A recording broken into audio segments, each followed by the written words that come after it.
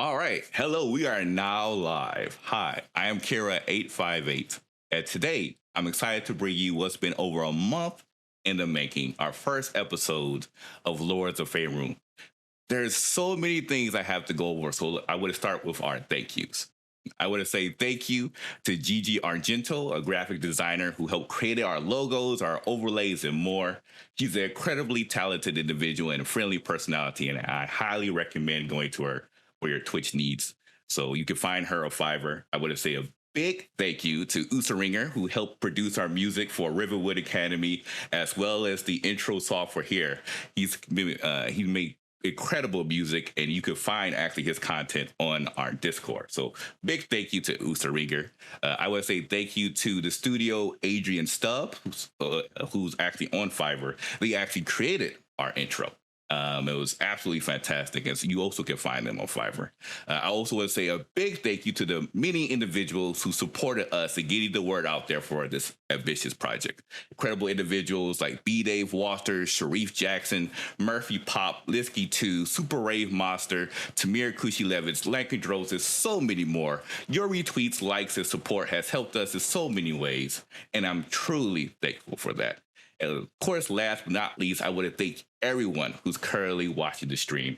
We could not have done this without you, and I'm grateful and humble for you all taking your time for watching this. So, next, I would like to talk about our giveaway. I am a part of Die Hard Dice, known as a Die Hard Dice affiliate.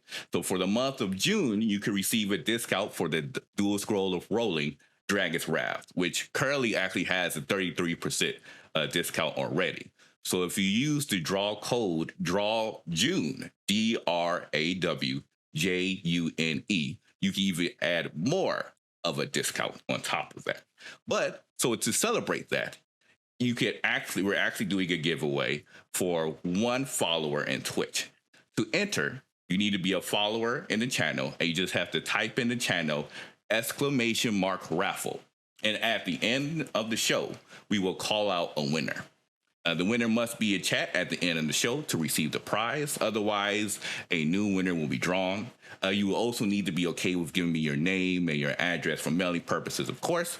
And that information will be obtained via our Discord. So you can, again, join our Discord by hitting !Discord in chat for to be able to enter, for to be able to join us. And so I wish everyone luck for their chance to win. And lastly, Lords of Faerun has a Patreon. All of the proceeds of the Patreon goes to their cast members. Our Patreon has different tiers that gives you exclusive access, like Patreon-specific Discord channels for Lords of Faerun, after shows where we talk about what happened during the session, podcast forums of our sessions, and even bonus episodes. In fact, for those that subscribe to the VIP Patreon tier, they will already have access to our first bonus episode, Session 0.5. So subscribing to our Patreon will allow us to bring creative content to you, and we truly appreciate your support. So, with that said, it's time for the show. Let's introduce our cast and whom they are playing, and we're going to actually start. We'll start with Jesse. Hi, everyone. I'm Adrian Bear, and I am playing Jesse Diaz, who is a wonderful 6'4" surf boy, sun soul monk, Asmar, and he just is all about community and just loving his friends. Excellent.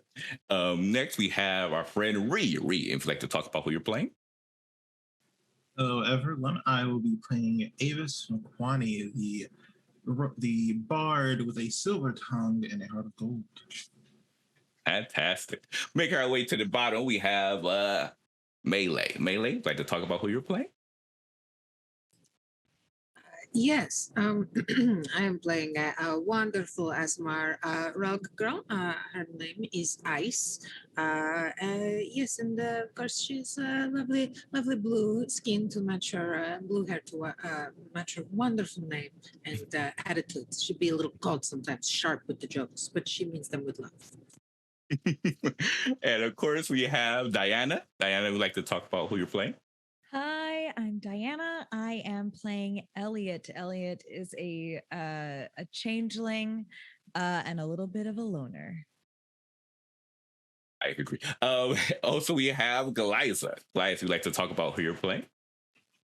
Hi guys, I am Glyza and I'll be playing Helena, and she is a elf rogue with a secret that may or may not be found out. A little bit afraid of that secret, but that's Helena. Perfect. And of course, we have our fantastic DM, Eliza. Well, I mean, Lisa. Lisa, why I keep doing that?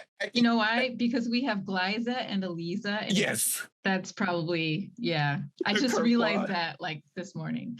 I'm Eliza Pearl, and I'm the dungeon master for this adventure. Fantastic. And as for yours truly, I am Kira858.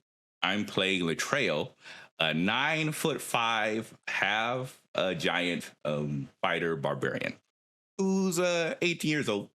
Also very weird because of the fact this is my first time showing my face. I've been streaming for about a year, and this is my first time. So hello, I am indeed chocolate. So with that said, we're going to go ahead and bring you our introduction for our first episode of Lords of Faerun. Latrell, Avis, Jesse, Helena, Ice, Elliot, Eliza as DM, Lords of Faerun.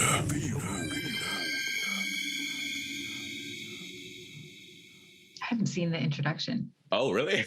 Yeah. And we are back. And Eliza, it's all yours. Take it away. All right. The island of Vishenthar, a jewel that lies on the inner sea, aka the Sea of Fallen Stars. A shining jewel that is visible only to some, and few at that. It's protected from the vision of most by its deity, commonly known by locals as the Great Mother. She who decides who gets to see it and who remains unseeing. The island of Vishenthar is a home to an enclave of sea elves and half-sea elves and various other races of lost souls who find themselves there when their life paths have been broken, or diverged, we might say, instead of fully broken, because their new lives on the island are indeed rich and wonderful. Being an island of mainly sea elves, there are coves, lagoons, and underfountains all across the small stretch of land. We find our party in an underground lagoon, taking a break from the boisterous festival that is being thrown above and below ground in their honor. The hometown heroes having just returned from another successful adventure with their magnificent young dragons in tow and their incredible heroics. Jesse, this island is your hometown, so why don't you go ahead and give us a description of what you look like and your connection to this land? Well, I'd say that Jesse is currently, as he is most days, not wearing any shirt, barefoot, typical beach boy. He's probably right now above ground, maybe taking his kids out for a swim or teaching them how to paddleboard or surf or such. Could be spending a bit of time with his adopted child, I could say, the dragon that he has been helping to raise for a while, by the name of Jackson. The island above is, I would say, composed of buildings that you'd find maybe made out of old coral beds that have turned into rock over the years. Sort of very open plan, I would say, if you could imagine, slightly Mediterranean in look, except not quite. Everything has that kind of elven flair to it, where things are fluted in just the right ways, and but everything is really open plan and decorated. And on Veshanthar, folks are mostly seen as family if they're there. Very community oriented place. Children are raised by the community, so while people do have their own children, it is everyone's right and responsibility to raise new generations of people. Wonderful. And along with you, Jesse, in this underground lagoon is the rest of your party. And by the way, this lagoon is more like an underground cavern that has pools of different sizes and temperatures. So there's one that's boiling hot water, then there's one that's slightly less hot, boiling water, and everything down to even ice cold water. So this lagoon is basically a little spa that the CLs have established for relaxation. And this is where you all find yourselves. Kira, can you describe what you look like and what you're doing? Which pool are you in the lagoon? If you're in a pool? No, he wouldn't be in the pool. So Latrell is, as mentioned, 9'5", even at just 18 years old. So he still has even more growth to go through. Long red hair that has like oranges highlights in it, which has dreads that comes down to his back. Well built with furs and tonics around the side. He has, of course, loincloth and boots. And even in a place of excitement and celebration, he definitely still has his weaponry next to him, because this is a completely new environment for him. And even though he is surrounded by happiness and celebration, this is a new experience for him. So he's still a little bit reserved and kind of held back, especially because he doesn't know what everyone speaks. And next to him, of course, is his now adopted sister, Snowroot, which is a young white dragon chilling next to her. And he kind of like he's looking at everyone, but he's kind of like, you know how you have those individuals in the club that are like, you have the people who are on the dance floor, we have the folks that are like in the bar, like kind of like looking at everyone. That's Latrell at the moment. He's just kind of like observing the scene. So great. And this cavern is quite large, so both you and your young dragon friend would fit. Perfect. Okay. And so I would just look around and see and make sure everyone's okay. I think he still is in guardian mode, even though he's not, doesn't need to be. He still is looking out for his friends and making sure that they're okay, even in this circumstance. But great. Elliot, where do we find you in this lagoon, and what can you describe what you look like to us? Sure. Elliot is a tall,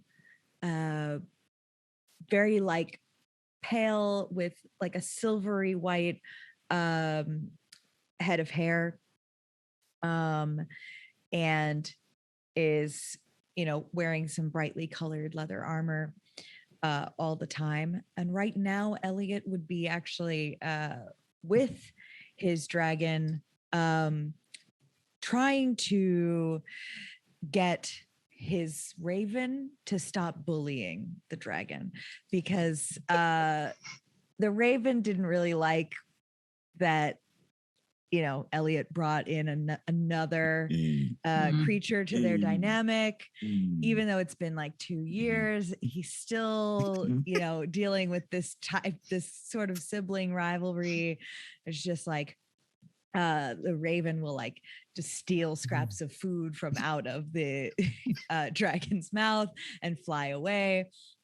And Elliot's just kind of scolding them and having this conversation with them both, despite the fact that only the dragon understands him. What is your dragon's name? Leonid. Beautiful. Leonid. And what is your raven's name? Ash. Ash. So yes, the bitter siblings, unlikely siblings, Leonid and Rash just have this back and forth, stealing bits of food and things from each other. And Elliot finds himself in the middle of it constantly. Yeah. Great. Helena, can you describe what you look like and what's going on with you in this lagoon? Helena is having fun. This is basically her whole life. Whatever, it's to have fun. So what she's doing, well, let me describe what she looks like first. She's basically 5'5" elf with black hair, golden eyes, tan skin, just that's what she looks like. And what she's doing with her dragon right now, her dragon has picked up her personality of being fun as well. So basically what she's doing is she's going from pool to pool to pool, testing all of it, but not just testing it gingerly. She's just dive bombing, and then she's getting up, then dive bombing again on another one, from ice cold to boiling water, and then from boiling water suddenly diving to the ice cold. She's probably annoying a couple of people, but nobody really bothers her because she has a giant dragon dive bombing with her. So that is what she's doing during this whole time. I'm imagining the splashes are also what's probably annoying people specifically. Yeah, but no one's approaching her. Yeah. Smart. And what is your dragon's name, Helena? My dragon's name is Treebush. Treebush, that's right. Okay. And Avis, describe what you look like and what you're doing in the lagoon. Yes, Avis is a tall half drow with a beautiful set of white and silver locks that stretch all the way down to his lower back. And currently he is sitting in the coldest pool of water. His shirt and armor are laid discarded next to him. And his young dragon, Yuki, is sitting curled behind him, almost like a large cat. In his hand, he has a journal that he is just sketching the individuals around him, taking the time to memorialize this moment. And he has a necklace, a pendant with the image of the Elistray on it. And he is taking the time to thank the goddess for happiness, enjoying the moment. Wonderful. And every once in a while, you can decide whether your concentration is broken by this or not, but some splashes get splattered onto your sketchbook and yourself every once in a while. How do you react to that? He doesn't mind. For him, as the lady teaches, every moment is happiness. So you don't want to be too bogged down into what's past. So both he and Yuki are patiently letting Helena enjoy herself. But there are a few times where they do kind of give her a bit of an eye every once in a while. But overall, he doesn't mind. Wonderful. Very chill couple of friends there. And last but not least, Ice. Describe yourself and what you're doing in this lagoon. Well, Ice is not extremely tall, but moderately tall girl. She's long blue hair. Is usually always kind of a mess and ruffled. Usually she has odd bits of like sticks and twigs that stick out because sometimes she just falls asleep in random places. It happens. Currently, she is laying between pools, trying to feel which one is better with her fingers. She is nursing Mead over, and she turns to Dragon and goes, "Oh, Dragon, what did we do last night?" And what is your dragon's name? Oh, I think he said it was like Fred or something, but I call him Dragon just because he sounds way more intimidating. Okay. Are you able to actually speak to your dragon? Do you have that ability? I am, but he talked too much. Okay. So you say, Dragon, what did we do last night? You say that to him? And he says, don't you remember? We've been partying since late last night. I thought you were going to say that, and it all makes sense, but still, it does not feel like party. No party in my soul, only pain. Well, I had fun. I swam around the island a lot. Flew and then swam, and then flew again. That's because you're made of dragon. Am I made of dragon or am I a dragon? You know, I Well- wonder that sometimes. I think about my existence as a dragon, and I'm only a young dragon. What will I be like when I'm an adult? What will I be like when I'm ancient? Have you ever thought about that? I will outlive you, probably. Will I outlive you, Ice? How long will I live? And he just on and on and See, on. This is what I mean. You talk too much. I And want to say that Jesse and Jackson are busy eavesdropping. And Jesse is going to speak to Jackson as Celestial. I mean, I get what I was saying, man. He's just so existential. We're all supposed to be having fun here.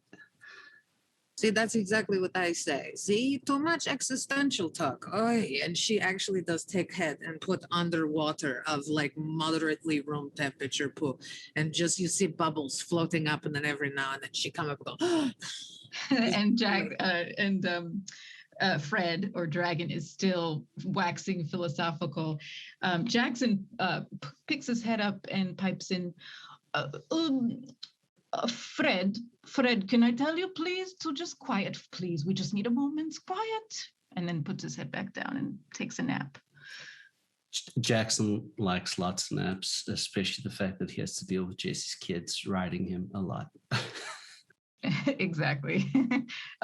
Jackson is already asleep once he puts his head back down from all of the playing around with the kids. So you all have been enjoying this lagoon, and you know, as was said, this party has been going since the night before. You all arrived the day before to fanfare and welcome, and just all these sea elf delicacies and special performances and dances and musical concerts. And you're pretty exhausted, so you're just taking a moment away from all of the action to relax in this lagoon. Nearby, there's a tray that has sea elf snacks and delicacies. So there's sea foam toast, there's seaweed jerky, there's sea urchins, raw sea urchins, things like that.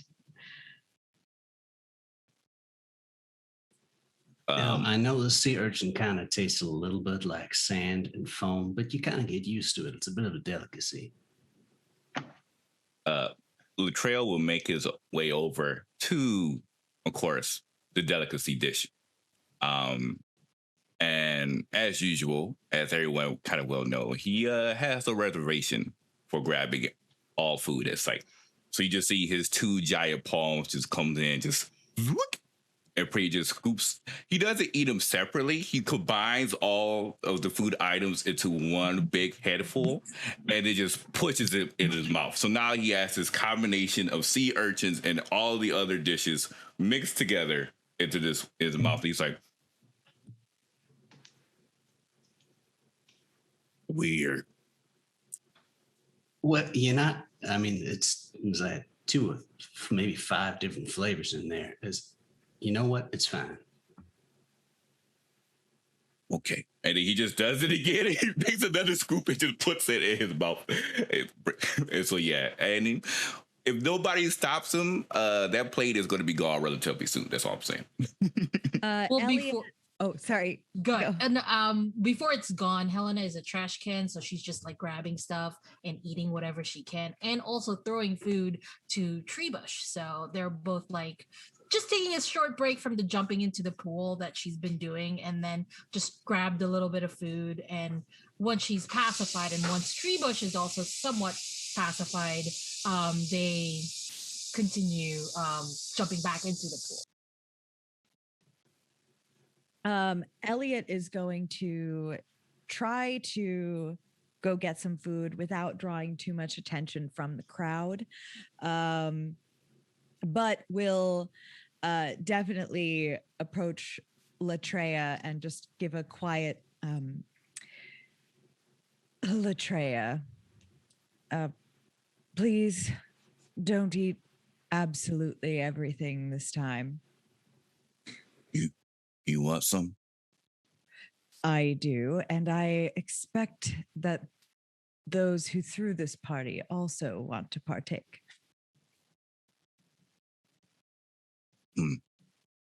I guess. What about half? That's actually pretty good for you. I will. I think half is fine. Progress. And then, and then he kind of like pushes his huge hands over it. What he does is he'll take like half of the food and then just slides it down to a separate portion of the table to try to kind of make his own little gate. He's like, mine. And then he just starts scooping in it and just start eating the food. Very well. And Elliot will make a small plate for himself and try to skitter away before anyone tries to come and congratulate him or whatever. And it looks like oh, go ahead. oh no, go ahead. Well, it looks like everyone's having a good time. That is wonderful. I'm glad to see all of us together and having such good food and good family. To many more. And he will raise his book in his salute. Avis, remind me, do you speak Draconic? I do not. Okay.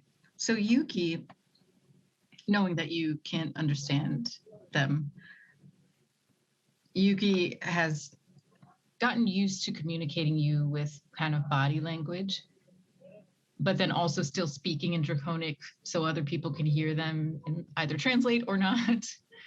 But Yuki nudges you almost to kind of push you towards one of the edge of the pools. And Yuki says, would you get in already? Just get in Draconic. You have to be patient. There will be plenty of time for swimming. And he will slowly push himself into the water, not wanting to put the small book wet. And then as he kind of submerges himself about halfway, he will turn back to her and quickly, gently run his hands behind her ear. And Yuki says, that's a good Avis. Good job. I'm proud of you. Good. Appreciate this. I hope you are spending more time with your friends and your brethren, and he will use his ability, I think what it's called, universal speech, so that way she can understand him for the next hour. So I hope you are spending a good amount of time with your brethren. I've been hearing that you spend more time hiding away than you do flying through the air. Yeah, I just, I don't know. Look, just because we all grew up together doesn't mean we're all friends, And sometimes I get tired of those other ones. Just saying. Understandable, but some of them aren't nice, Avis. You know that. Are any of them bothering you? Mm-hmm. And she looks around at the other dragons in the room. No one here, but there's some of our brood. They're not growing up right. You know what I mean? I've heard stories, though I must admit, dragons fascinate me, but I've not had too many interactions with them besides you and your family here. Are there any causing any problems nearby we need to go and have a conversation with? No, it's fine. I mean, what would that look like? I send my humanoid friend over to talk to the other dragons? I don't think so. Well, I will trust your judgment on that. However, you can always ask for assistance from any of us. I'll keep that in mind. And she's been on her haunches and she kind of gets half up and half crawls over to the pool next to yours and slips in. And that one is boiling hot water. You were in the ice pool, right? Yeah. I hope it's not too warm for you. Oh, no, it's great. It feels great. Are you eating? Am I what? Eating. Have I eaten? Yes. It's been a while. Be sure to find something to eat. You must keep your strength. I could go hunt for a little bit. Cool. Steve, we need to join you. Or can you handle the door? I'm good. She climbs out of the boiling pool and with a roar to the other dragons, invites whoever would like to come hunt with her. Do you think any of your other dragons would like to go with her to hunt? Leonid would run to the occasion. Same way. Absolutely. Snow Root, because we're both from the forest. We both have that hunter tendency. So Snow Root would be like, yes, she's off. Yeah. She's gone. I feel like Off I like feel a like shot. Jackson is thinking about it, but then he's gonna be like, "But I do already have people giving me belly rubs, thinking about the kids." So he'll probably just pretend to be asleep while he's enjoying all Great. the attention. Yeah, Jackson has these thoughts as one eye opens to check out what's happening, and then it just closes and says, "Nope." Triva should probably join after like just checking with Helena, and Helena's like, "You're hungry, go, it's fine. I can test the pools by myself, it's I." And Triva Okay. just goes. So those, what about, did you say Fred/Dragon? Fred Dragon? No, he is gone. To which Oh, he's gone. as he runs off, she goes, "Oh, how can you eat? Oh." So those four dragons just bound off. They go to the end of the lagoon, and this is the entrance that you all came in. It's a sloping, winding ramp that goes up to the sea. Well, yeah, the sea level, I guess, the island level. And so they bound up that sloped, curved corridor and up into the air and fly away. And after the dragons have left the lagoon, a group of half-sea elves come bounding down that same ramp. And Jesse, you would recognize this as your family. And they come bearing more snacks and a couple of drinks as well. So we have Jesse's wife, is it Eloa? That's right. Yeah. Eloa. And her dad, right? Bren Diaz. Mm-hmm. Mm-hmm. And also grandmother. And they all come over to you, and your 3 children as well. Your whole family is here. Jesse's gonna scoop up little James because he's still a wee little baby. Although by now he's probably around 2, I imagine, because this was 2 years later, so they've probably grown up a bit by now. But he's gonna scoop up little James and put him on his shoulders, and then give Eloa a big hug. Evening, darling. Well, morning. I don't know. I've kind of lost track. It's somewhere around afternoon. That's probably about right. Well, you guys brought more food. That's great. Latreia, you're probably still hungry. Yes, and you just see him kind of stumble forward, and then he sees the large group. He kind of pauses, and then in his best comment, it says, "Hello." And he just looks at the food and just starts to grab towards the food. Would we have met your family before, or would this be the first time? You've probably met them before, because I believe we had to come here to drop off the dragons for safekeeping for a time. Yeah, so yeah, you probably met them before. So he looks over and says, food good. Thank you. And he goes back to eating. That's his bad to the politeness. That's what you're going to get. That's what you're going to get. Bren Diaz, who is an older male half-sea elf, was holding the tray of food that Latreia just kind of scooped up, about a third of the food on it with one hand, and says, "Well, I'm glad you're enjoying the food." He nods. Says, different from forest. Good. Good. Mhm. And and the other 2 children, Jacob and Isabel, just make a beeline towards Jackson and jump on Jackson's back. And Jackson once again opens one eye and then and tries to go back to sleep, but now being jostled by the children.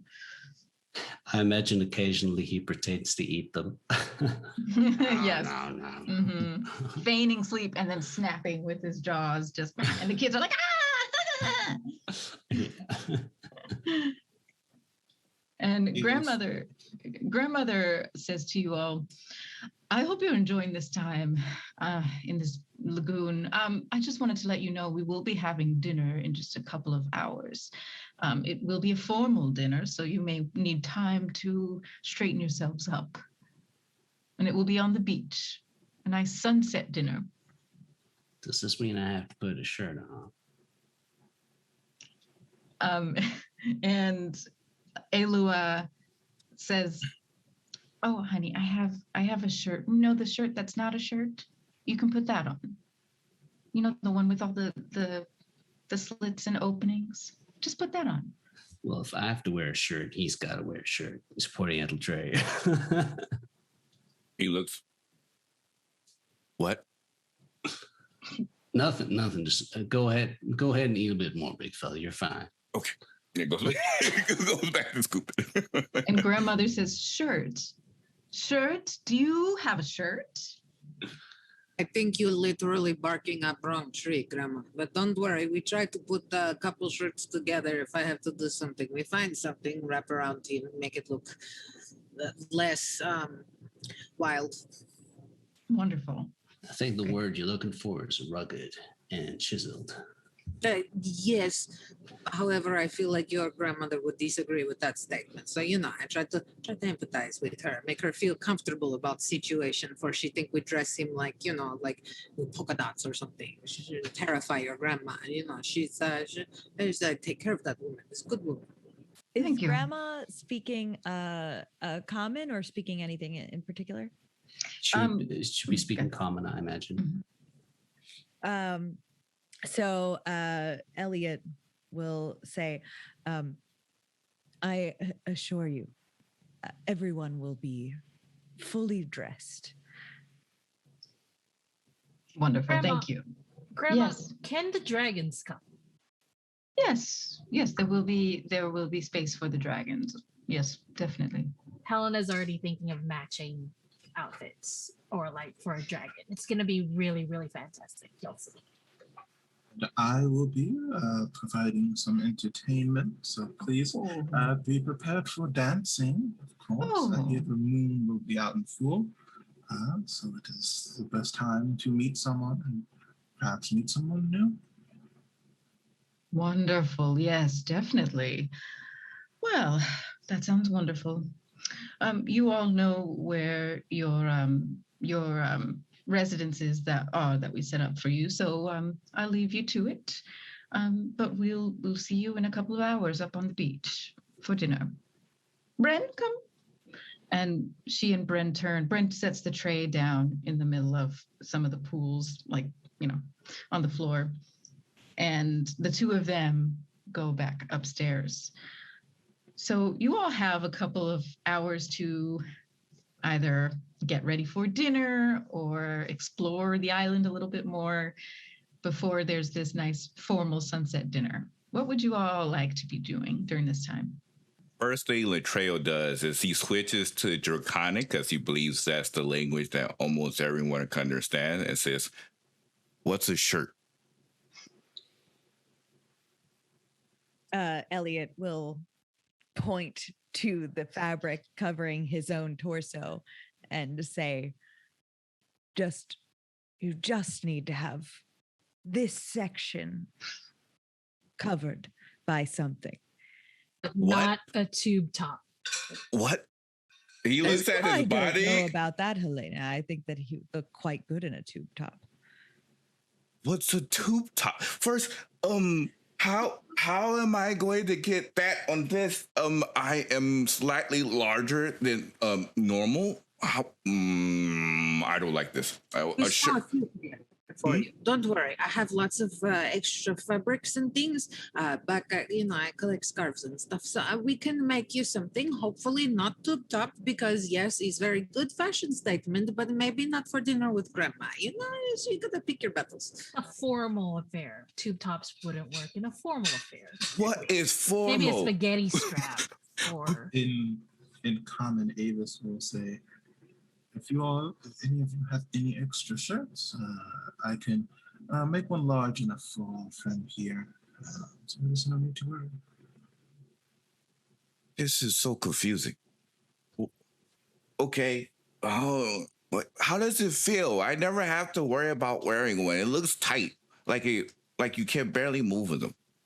Can also be itchy. Do I have to do this? Ice, we're trying to convince him to wear a shirt. We don't. That is good point, but still no reason to lie to boy. I would like to have you all collaborate there's 2 tasks here that need to happen. Convincing Latreyu to wear a shirt and crafting a shirt that fits Latreyu. So who can contribute to which part of the task? I would like to contribute to the convincing part. Okay. I would like Great. to make the shirt, like take part in making the shirt and like take stuff as well, because I'm making a shirt for my dragon as well. So Okay, so making. making. I would Avis like is going. What was that, Ree? Avis is going to do his best to help both groups by playing a nice calming song, whatever you want to inspire them to this. Great. Jesse is gonna sort of like put James down a little bit and sort of like pat Isabel on the head and say, take care of your little brother for a second there. And then he's gonna sort of put his arm around Jackson's neck and sort of nuzzle him a little bit and like, now I have an idea. You, me, and the big fella over there can probably go diving and find some shells or something, because if he and I have to wear shirts, we're gonna make it look good. Yes, like a shell armor type of shirt. Is that what you're thinking? Now you're talking. Oh, yes. Hey, big fella, you want to go for a swim? Translate. I can't speak Draconic. Jackson, translate that into Draconic for Latreyu. Swim? Oh, okay. What? So does swim work with the shirt, or is how does this work? I don't Jesse. believe you need a shirt to swim. Good. Okay, and he kind of like steps forward. Great. And Latreyu, before we move forward, I do want to ask for your permission to make this a rollable thing that you can be convinced. How do you feel about that, Latreyu? Is there a circumstance where you could be convinced to wear a shirt? Is it even possible? Elliot would probably have the best chance because out of everyone in the group, he knows Elliot the most. So he would probably have to make the best role, because right now he's like, It's gonna be pretty high. I'm a forest yeah. boy, you know what I mean? It's like we're trying to put clothes on Mowgli. Like that. Good luck with that, you know what I mean? I will let you set the DC for the convincing role. How about that? Yeah, I'll keep it in mind. Okay. Latreya. Look, I give Elliot inspiration. I don't want you to have to wear a shirt. If it were up to me, it would never happen. But we try to fit in. Remember, we've talked about this in the past. We try to adapt to the scenario that we're in. And in this case, we've been invited to something formal. And if you do not wear a shirt, it may upset some of the people there. And we like them for the most part. So we'll try just this once. And then I will not ask this of you again. All right. What was the roll? Because I already have my response for each. Okay. Okay. I'm rolling persuasion right now. Great. And Latreyu or Kira, what is the DC? You decide. What does she have to roll? She came through with the "I will never ask again." That was the soul line right there. I was that really- yeah. So that once we put that in, I was like, okay, cool. We'll put that as a 10. We'll put that so DC's a 10. Okay. 10? Yeah. Ooh, okay. Well, I have a +8 to persuasion. So you're pretty much, go, as long as you don't roll baby. in that one, you should be good. Yeah, that is a 22. All right. So Latrell will look towards Elliot, and then he makes his way towards Elliot, and he just pulls out his hands, and you see him extend his pinky, and you says, "Pinky promise." Of course, pinky promise. Okay. He nods. He's like, "This is so different. Why can't I just be in the forest?" And he starts to head back towards where Jesse is to go to the docks. Jesse pops out his wings, his spectral sort of blue glowing Diablo angel-like wings, and I think Jackson's probably started to set up while flapping his wings, and then points to Latreyu and says, "Race you," and then he takes her flying over the ocean. Latrell looks And up. then He was like, dives into the water. He just starts to dartboard. He's like, how can you keep up with that? But he's going at full speed. You just hear just doof, doof, doof. I guess the sun and the sand underneath his big old feet just kind of runs through. He doesn't take off his clothes or anything. He just dives in full full to the water. So Okay, great. So Jackson, Jesse, and Latreyu have now gone diving for items, shells, and other things to put on their shirts. Now, let's say, so Ree, you gave. Did you want to do something specifically to help along with the crafting room? I can give We're gonna sing a inspiration. song, or yeah. Yes, Okay. He is using the set of bongo-like drums, and is giving a soft, kind of calming a beat that's just kind of filling the area while they work. Lovely. So it sounds like Helena has inspiration for the crafting room, right? And I'm sorry, remind me, Ice, you were going to help with both, or? Oh, well, I was going to help with the convincing, but then when I see that Elliot has this handled, I go, oh, okay, good. And then I go over to help Avis, and I try to congregate. I have a lot of cloaks and things. Maybe we find something you can do something with for the craft. Great. Okay, great. Okay, so Helena, why don't you go ahead and make a crafting roll to see how well you can like once they bring back the shells and items they find, how well you can put together shirts for these two. What role would that be for the crafting? Yeah, let's see. There's no like actual crafting. I mean, I would say dexterity.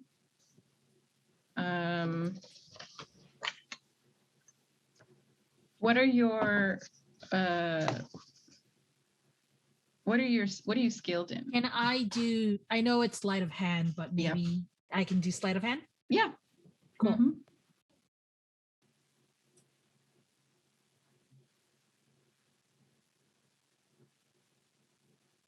That's 29. Whew, okay. I have plus 12.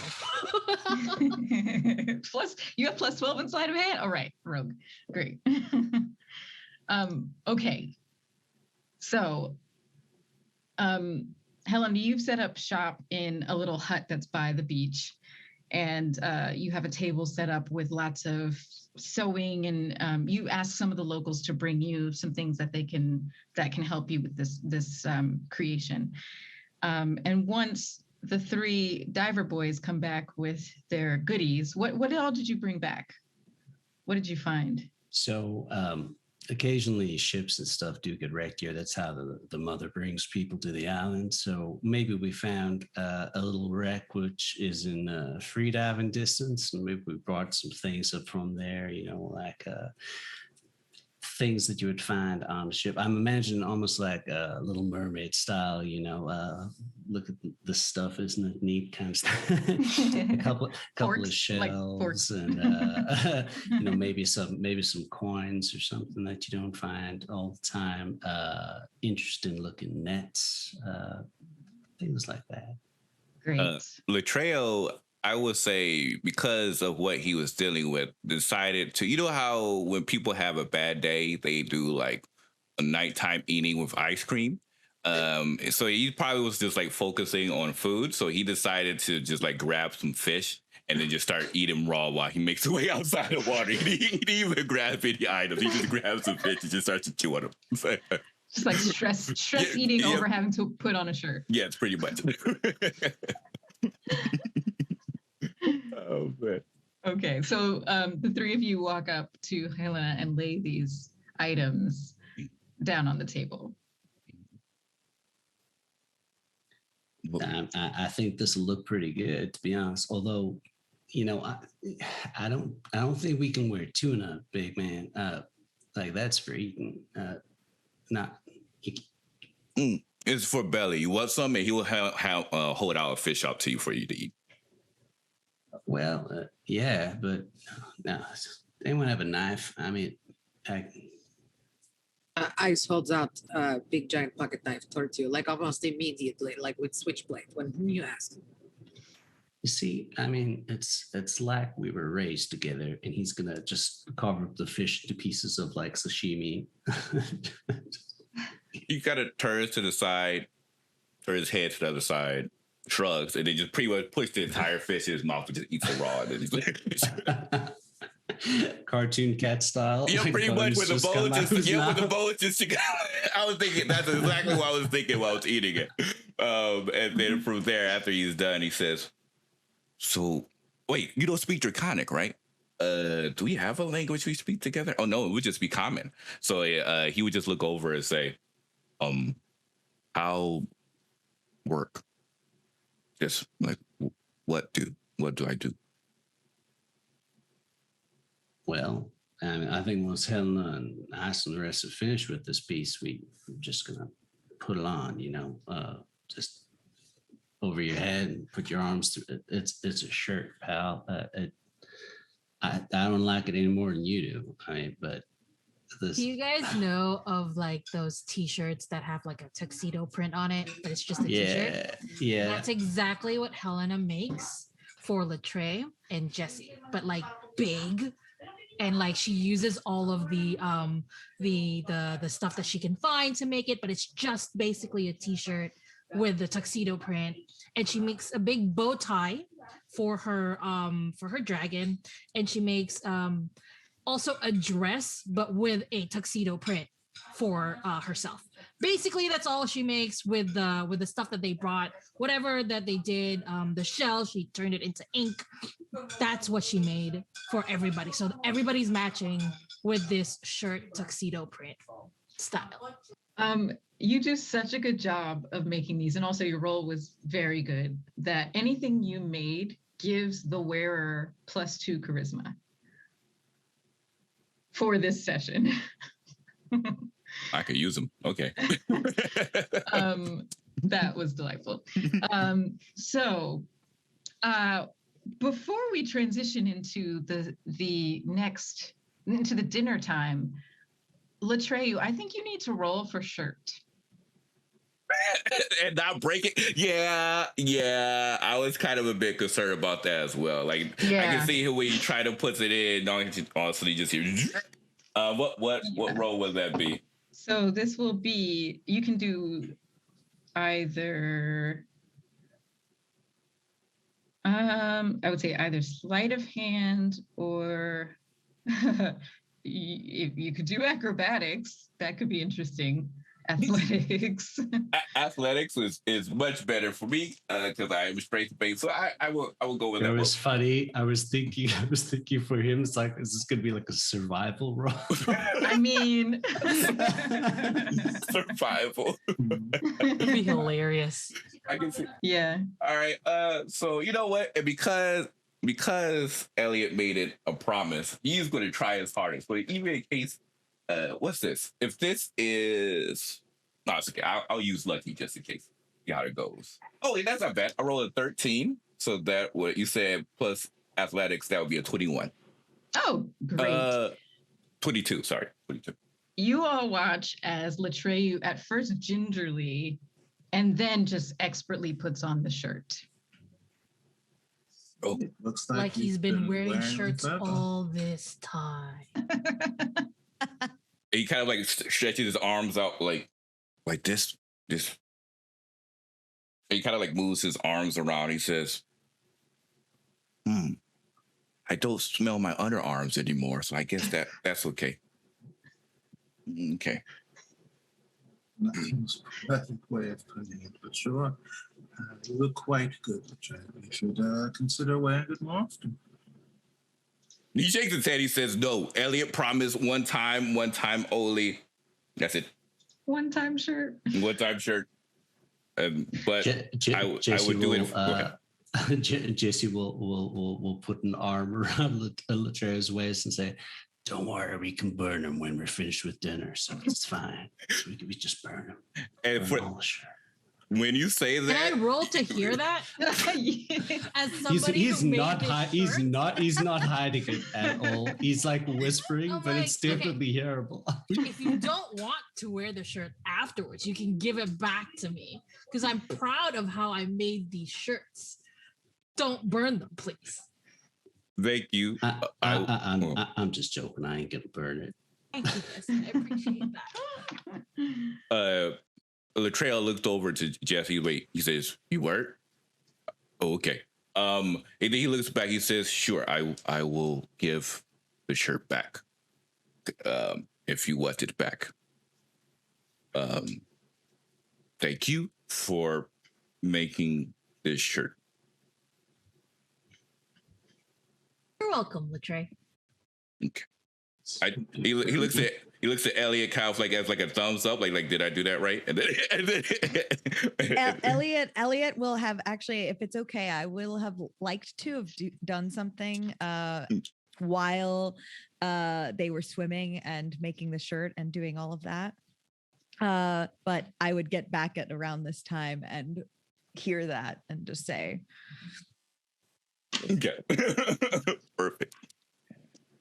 Elliot, what were you doing? So, just knowing Latreyu and knowing how meals go, I am actually going to go into the go off on my own and collect some like nuts, berries, and create some like just some little ration pouches for the rest of us, just in case we Nice. don't get to eat the food that is at the dinner party. Got it. Okay. And if unless there's anything else people wanted to do before the dinner, we will meet the rest of this community on the beach. When you arrive, you go to the east end of the island, which is where this beach dinner has been set up.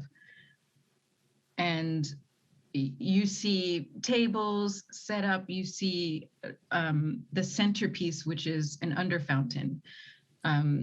This is a fountain that there's been a dugout around it, and underneath the water is flowing underneath as well. So there's a pool about 5 to 10 feet underneath the fountain itself with streams of water flowing down into it. And then of course, water flowing up. Definitely some magic involved to kind of make this something that physically works. The sun is setting. It's just a beautiful display. There's torches and it's gorgeous. And you all find your ways over to seats, sitting amongst your friends and family, and you begin to enjoy this meal. A quick question. Would I need to stand, or was there a seat large enough for me to sit on? Someone has found a large rock that has like a smooth and roundish seat worn into it. And they have gotten about 6 elves to push it over for you to sit. Perfect. Feels like home. Grandmother and Illo are both druids as well, so they could probably just make you something. You know, That's true. Great. All right. So you'll sit there. Yes. Thank And you at for the some food. point during the dinner, Avis, you mentioned doing a performance of some kind. Yes. Would you like to About grace halfway us with through. that? About halfway through, Avis will grab his drums and his flute, and we'll move to a bit of an out of the way area so people can focus on each other as opposed to him. And waiting just for the right moment, where the moon is in the sky, he will begin to play a kind of melodic beat that just begins to almost take a life of its own as the music begins to play, and it begins to fill the area around you. And as you kind of look around, everyone, you begin to notice that the movements begin to move in line with the beat, rather that it's because the beat is changing people or people are adapting to the music. It's unclear as the sounds of the island begin to coalesce together into one harmonious mixture. Lovely. And as you all are swaying to this beautiful melody coming from Avis and the island kind of coalescing into this beautiful magical stream of music. Jesse, did you bring anything with you to this dinner? Any of your special items? Things we brought from the ocean, probably. I probably bought with some of the coins because it's something Jesse kind of likes to do is collect the coins that he finds from different places that they travel around the world. He likes to bring them back home. Okay. Anything else? I think probably just some coins that they found in the wreck. Okay. During Avis's song, towards the end of it, Jesse, you have a slight sense of something, but not a clear feeling. And just as that sense hits you, something very, very large rises out of the water. And this is where we're going to take our break.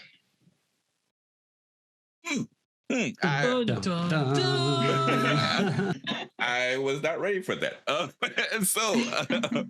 Awesome. So we're going to go ahead and take about 10, 15-minute break. Yeah, maybe 10. Is 10 okay? Mm-hmm. Yeah. And so, of course, if you like what you see, we like to talk about our content. And once again, we have our Discord, which you can see.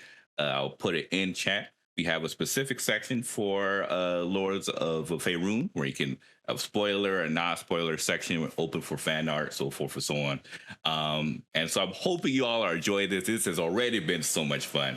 And I look forward to see you all for the second half of Lords of Faerun. See you in a bit. All right.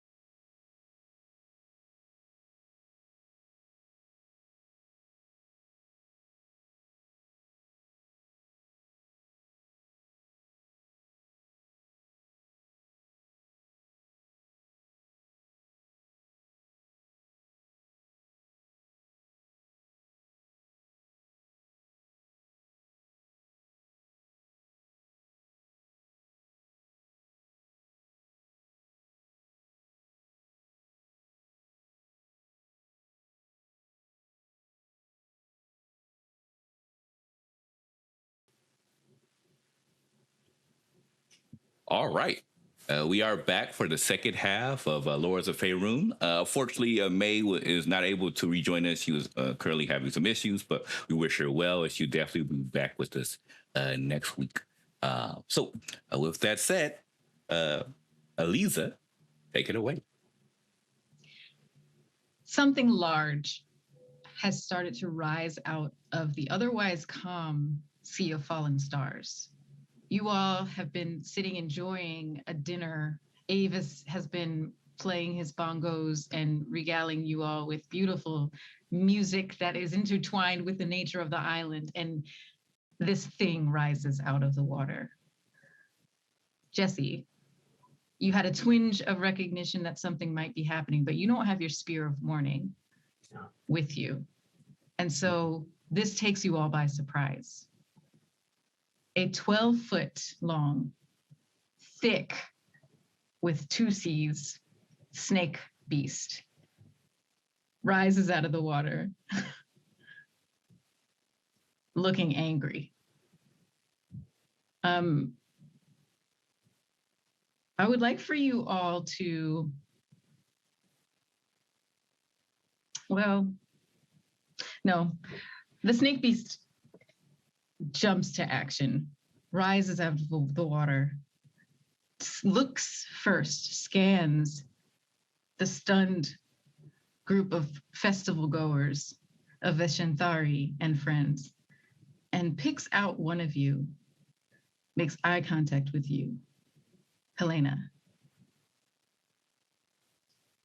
and almost blinks in recognition and then kind of grimaces in evil delight and lunges forward.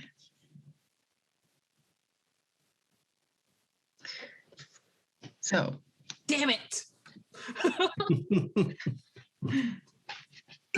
this beast is going to make an attack,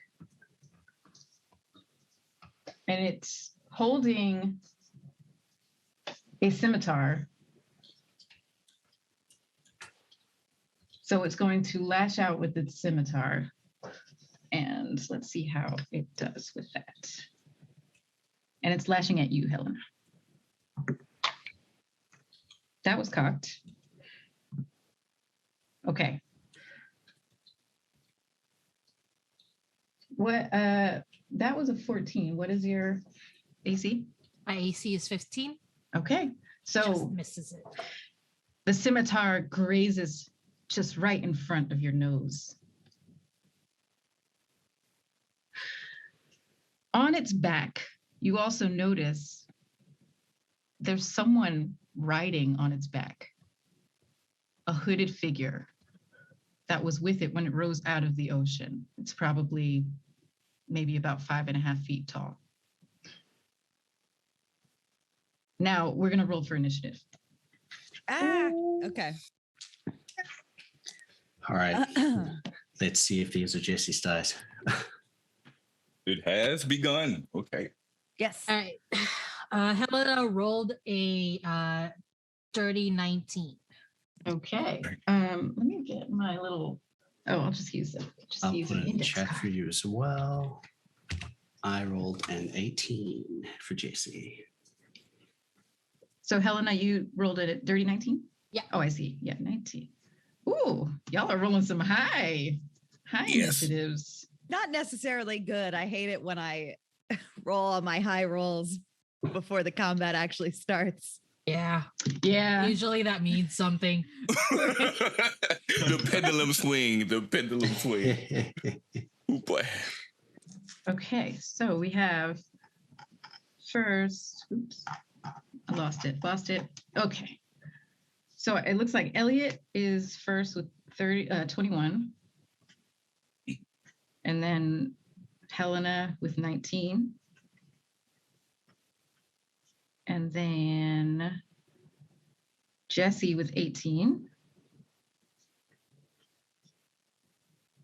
I don't know if you can hear it, but my neighbors are having a party and the music is making me want to go and join them. So No, we know what you're can't doing hear- after this. Now I Yeah. wish I could You can't hear it. Yeah, I but know. Still. I We will listen vicariously through you. yeah.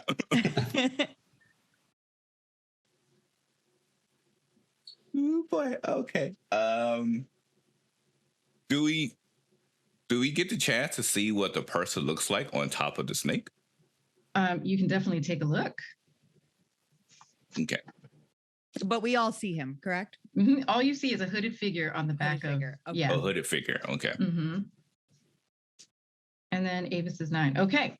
So the order is Elliot, Helena, Jesse, Latreyu, the Beast, and the Hooded Ranger. Goodness. And Avis. Forget I said that. Man in Black device. Click. Rewind. Rewind. Erase. I shouldn't have written it down. That's my mistake. Never write it down until it's established out loud. Okay. So, Elliot, Yes. you're up first.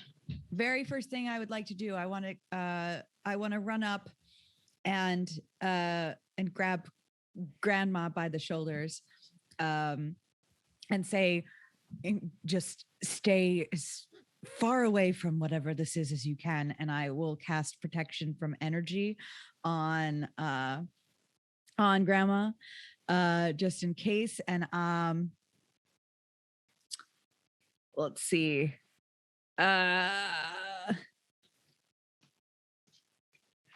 That is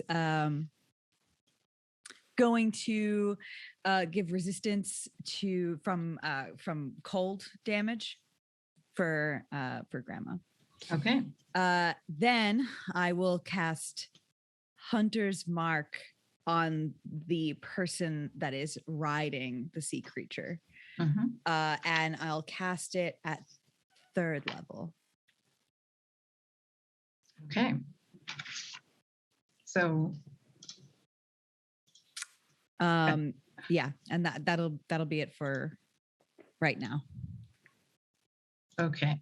Well, and I'll move in a little bit closer. Okay. All right. That is your turn. Helena. How far away is he? Like, feet wise? I would say he's about 30 feet. Cool. The both of them together. Okay. So before I do anything, I shout to Treebush and basically like I say, Treebush, get people to safety. You know, just like whatever party members, so that Treebush would like start herding them into safety. And then I will take my cunning action, my bonus action of cunning action to, is there a place for me to sort of hide behind? Mhm. There's tables. There's tables. Okay. Yeah, there's tables nearby. There's large rocks. There's trees. Cool. Okay, so I'm gonna go hide. Take that cunning action to hide, and then I'm gonna shoot with my short bow. Probably the guy that tried to attack me with a scimitar. Okay. That was the snake beast. Yes. And let me know what you roll on that. So Oh, that's 23. okay. That hits. And then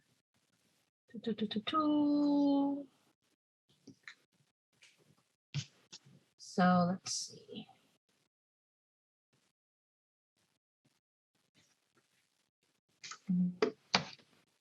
Is anybody near it at all? Like 5 feet near it? No, right?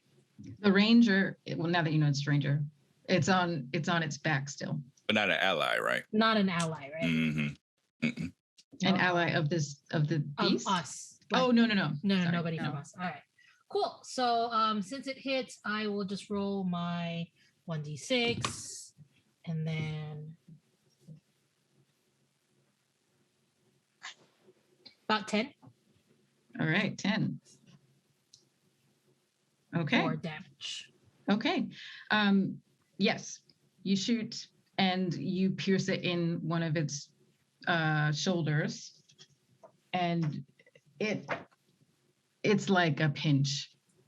It barely reacts to it.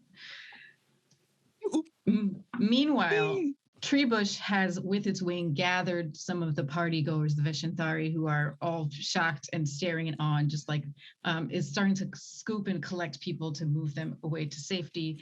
Grandmother is also running, has scooped up the children, and the area is starting to kind of slowly clear of people. Next is Jesse. All right. Well, the first thing Jesse's going to do is I'm going to use my action to use my Radiant Soul, which I can use once a day. So Jesse's wings pop out, and unlike when he's just using his wings for flying, this time his entire body has kind of like this slight bluish radiant glow to it as well, and his eyes have this slight bluish radiant glow, and there's just the strong scent of the ocean, and the ocean coming off of him as well right now. It's like a big ocean breeze just seems to be flowing from him with his hair moving in the wind. And I'm gonna zoom right up to the back of, well, as close as I can get to the guy. My flying speed is about 30 feet. So if I can get right up to the rider, that's what I want to do. And I will use my bonus action for patient defense, which means I'm taking the dodge action. So to hit me, they would have disadvantage. Okay, great. That's my turn.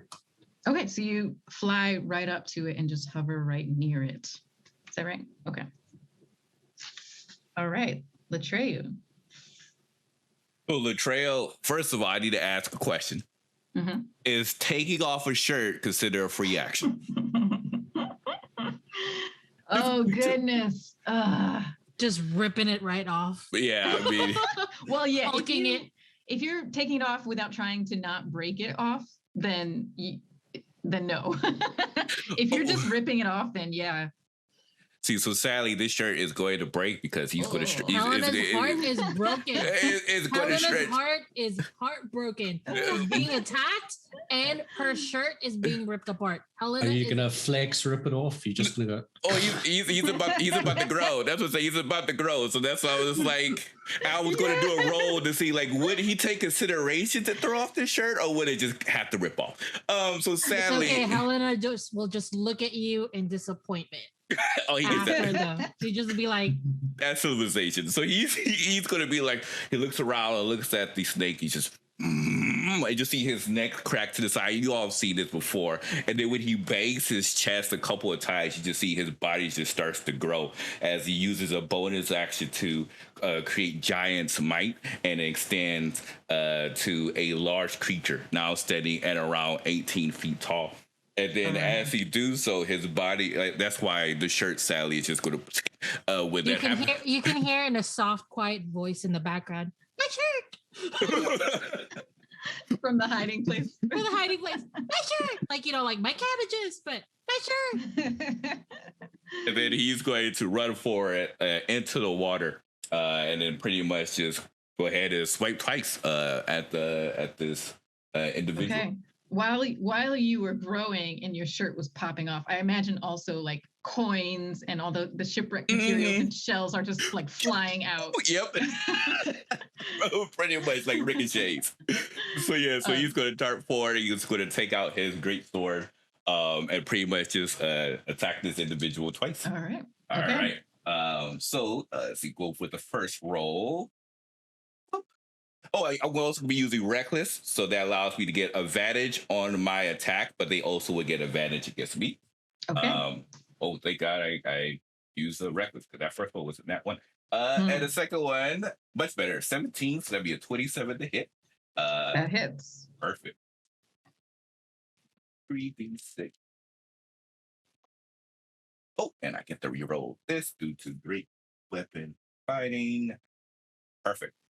So that is 7, 11, 17 points of damage for the first one.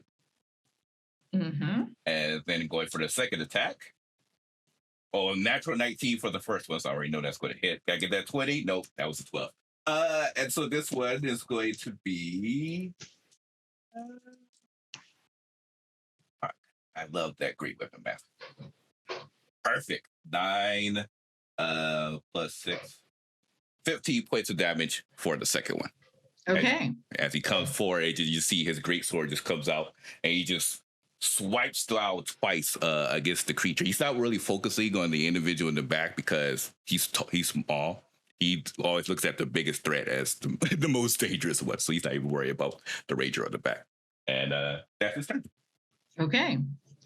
When you grow, by the way, before you run down the beach to meet this monster in the ocean, it watches, because you go from just 3 feet shorter than it to 6 feet taller than it. So it watches you grow past its head, and it looks slightly amused, but then deliciously delighted at the challenge. Game time. Your attack hits, and what were you attacking with? Oh, I hit twice. I hit them for. So I know the second one was 15 points of damage. I believe the first one was 17. 17. Yeah, so a total of 32. What was your attack though? Like weapon or? Oh yeah, it was a great sword. Oh yes. Okay, so you slash your great sword and you get 2 good swipes at this. You gash it in its front twice, and you cut it. You draw it blood as well, and it looks little.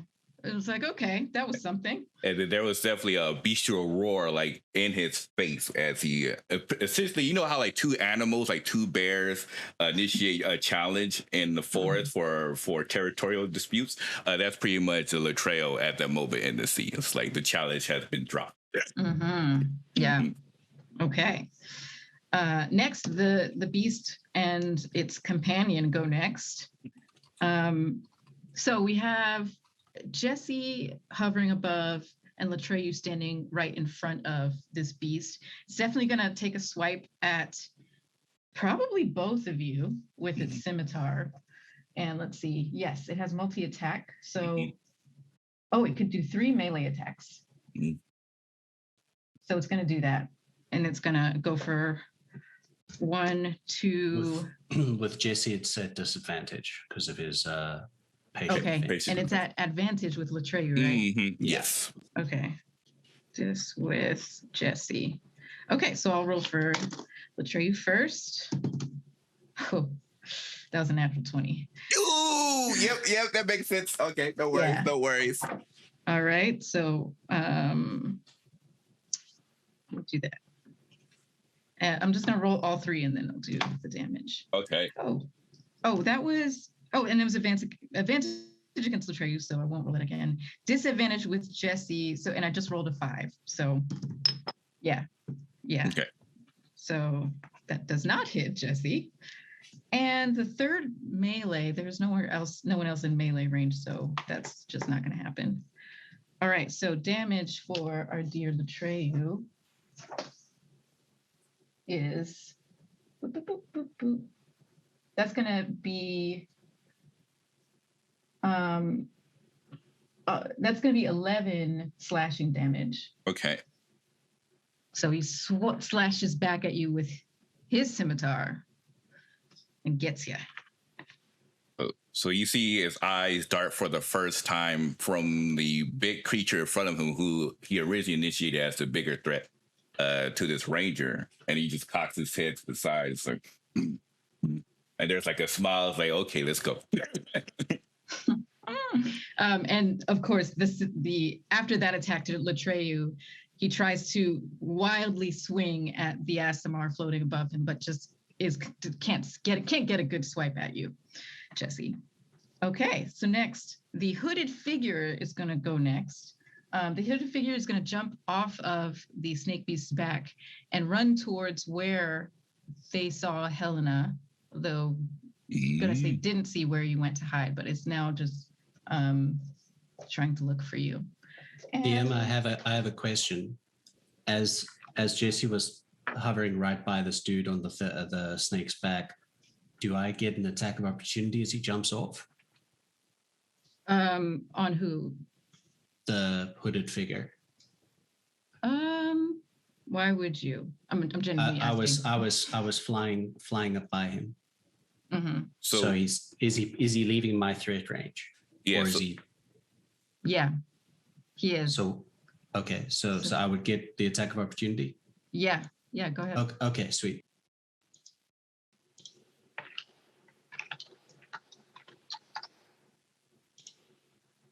Does a dirty 20 hit? Yes, it does. Okay, now this is something I am not sure of, but am I allowed to use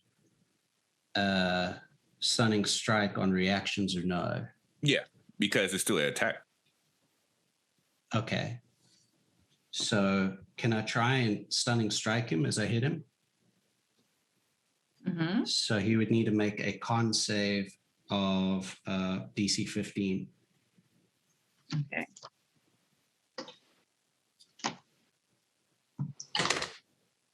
That is cocked. I told you I need a little dice tray. Yep. Don't worry, I'll hook you up, Val. Oh, thanks. That was an 18. Okay, so he makes that, but he does take from the punch as he's going there. He does take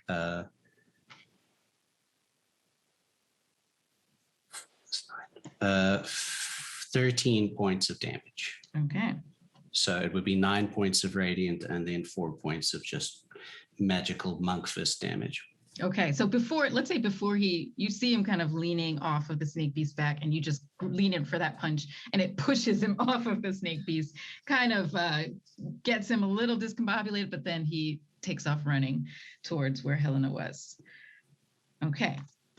Now, the ranger.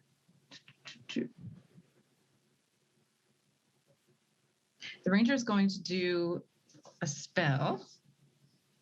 You see him kind of conjuring up, getting ready to do this spell.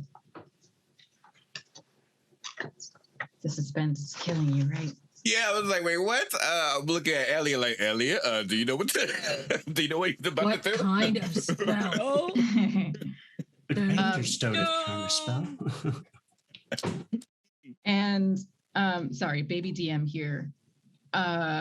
Take your time. You don't have to like roll for all spells, right? No, it's only if it has a No. spell attack. Yeah, if it's a Yeah. spell Right. attack, you roll it. Otherwise, it's most likely a saving throw where somebody would have to make that saving throw. Okay. So Helena, you're not moving, right? I'm hidden, yes. Yeah, you're hidden and not moving. So yeah, the spell is successful, but because you're not moving, this hooded figure only goes too close to you. So now the hooded figure is within 5 feet of you because it knows what direction you went in and knows near where you are. Oh, Hunter's Mark. And Oh, you got Hunter's Mark. That's fine. and that's that turn. And now it's Avis. Well, normally Avis would leave such things to his companions. However, he is not wanting to risk harm coming to the innocent. So the song being played on his drums is going to take a more of a. If you've been to a poetry slam event, it's taking that kind of slow cadence, and he's going to look at the robed figure and he's going to go, "Well, you should not have come here today. It was such a pleasant evening. However, I can no longer show you any mercy." He is going to use his bonus action on, unsettling words. So I get to roll a d8. I rolled a 7. So that's to subtract a 7 from its next saving throw. Cool. And this is I, on the beast? Or the robed one. the who? The Oh, robed. the got it. Mm-hmm. So Yeah, I would minus like 7 to- to next saving throw. I would like to cast Rotham's Psychic Lance. So it has to make an intelligence saving throw as this purple energy forms in the center of Avis's head and into a small lance that shoots out at the creature. Okay. Intelligence saving throw -7. All right. That is total 5. It's going to take 10d6 psychic damage Whew. for Nice. a total of 31 points of psychic damage. And Woof. it is incapacitated until the start of my next turn. All right. Okay. Very nice. Very Helena's nice. gonna kill this guy. All right. That would be the end of his turn. Great. And yes, as you did it, it is so. The hooded figure just limps down and drops onto the sand for the rest of this round. Okay. And now we're back at the top of the round with Elliot. Well,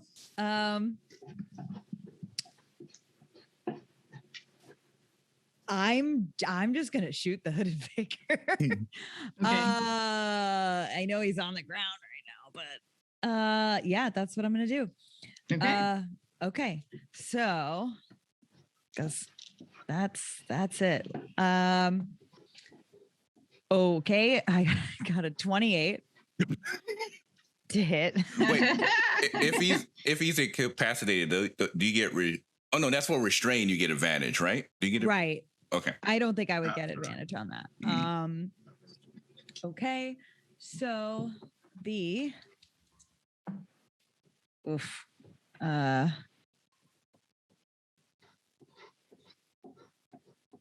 that's gonna be 8 points of damage. And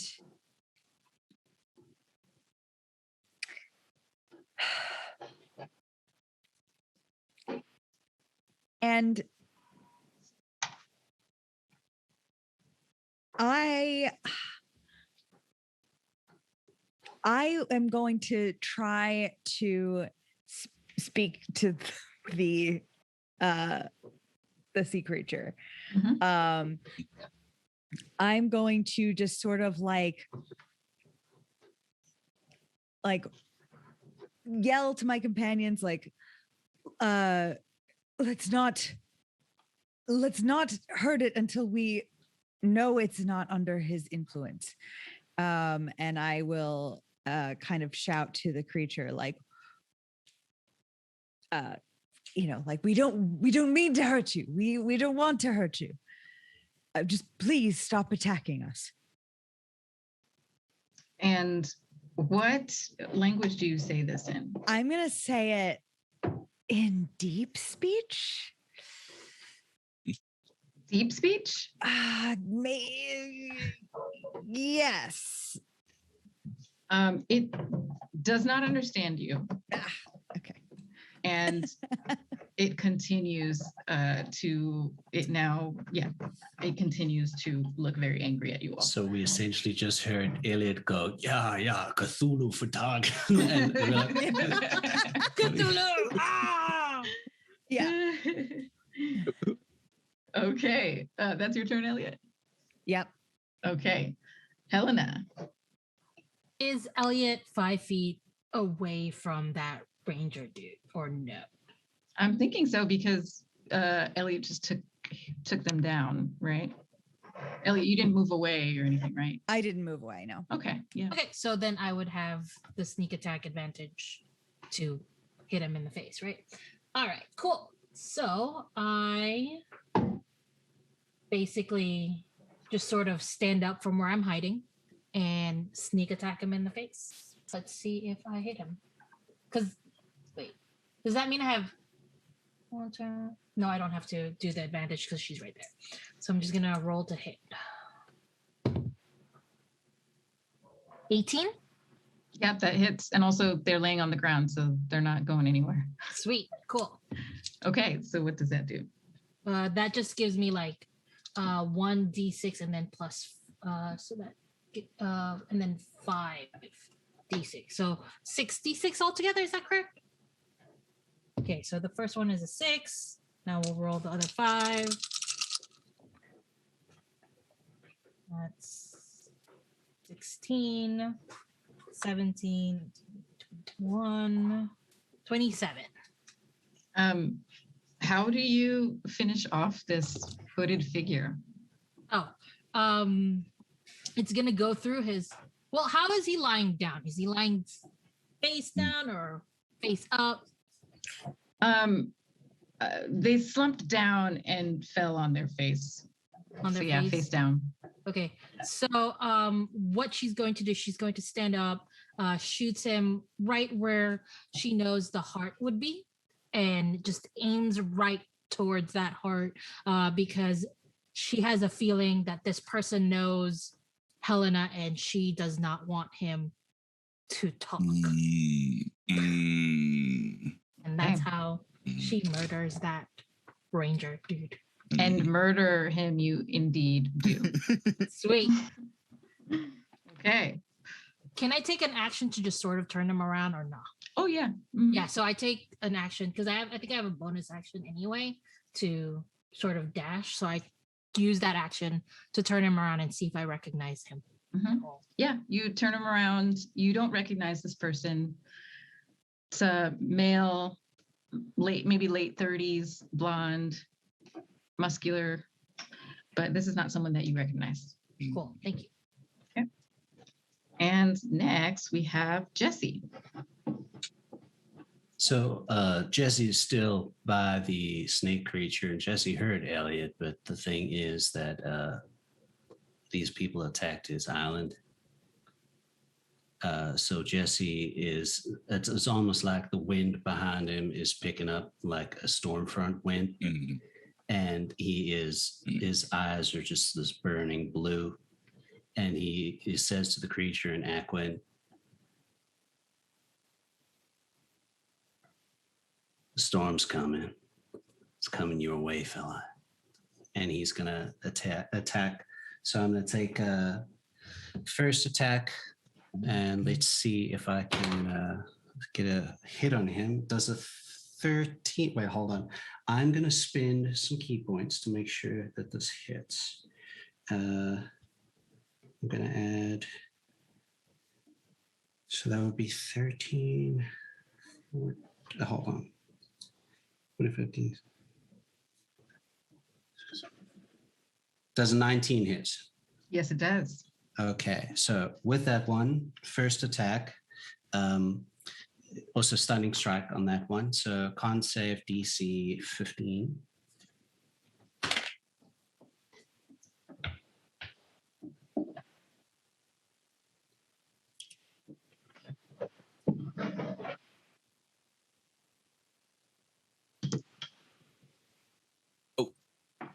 Well, Eliza would have to make the concept, right? So, Yeah, so Eliza. Eliza. Yeah, Eliza. There you go. Yeah. Eliza. Yeah, okay. He rolled a 15.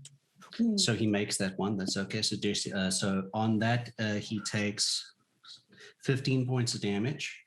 Okay. So second strike. That definitely hits. That is a 26 to hit. I'm going to try for stunning strike again. So another con save DC 15. Oh, yeah. Oh, yeah, no, did not make that. Okay, the damage on that one is 8 points. Okay. And then I'm going to spend a key point for my bonus action to do a flurry of blows. Or do I want to do Searing Arc Strike?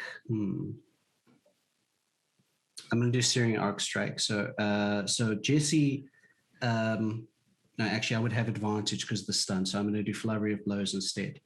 All right, so first attack.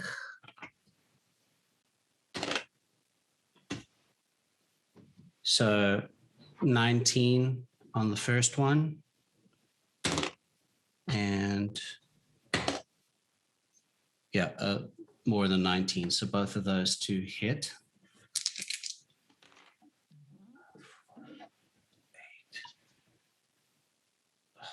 14 points of damage in total for those two hits, and he is currently stunned until the start of my next turn. Okay. Let's do some quick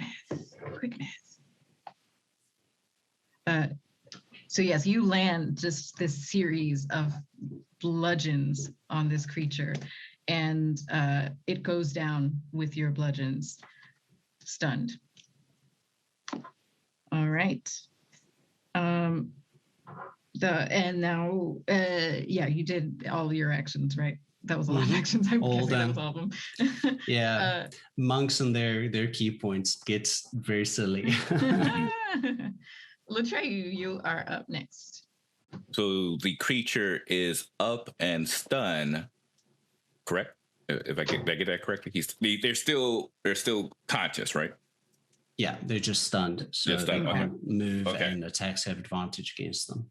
All right. Well, so Latreo, of course, hearing Elliot's words and how he's probably his longest friend. It's only that aspect that is keeping it in mind as to when he moves forward, because there's also that sudden switch when that scimitar attack hit. And it could be maybe his adopted mom speaking to him in the background that says, "Don't let him hurt you." And you can see like the rage starting to build up.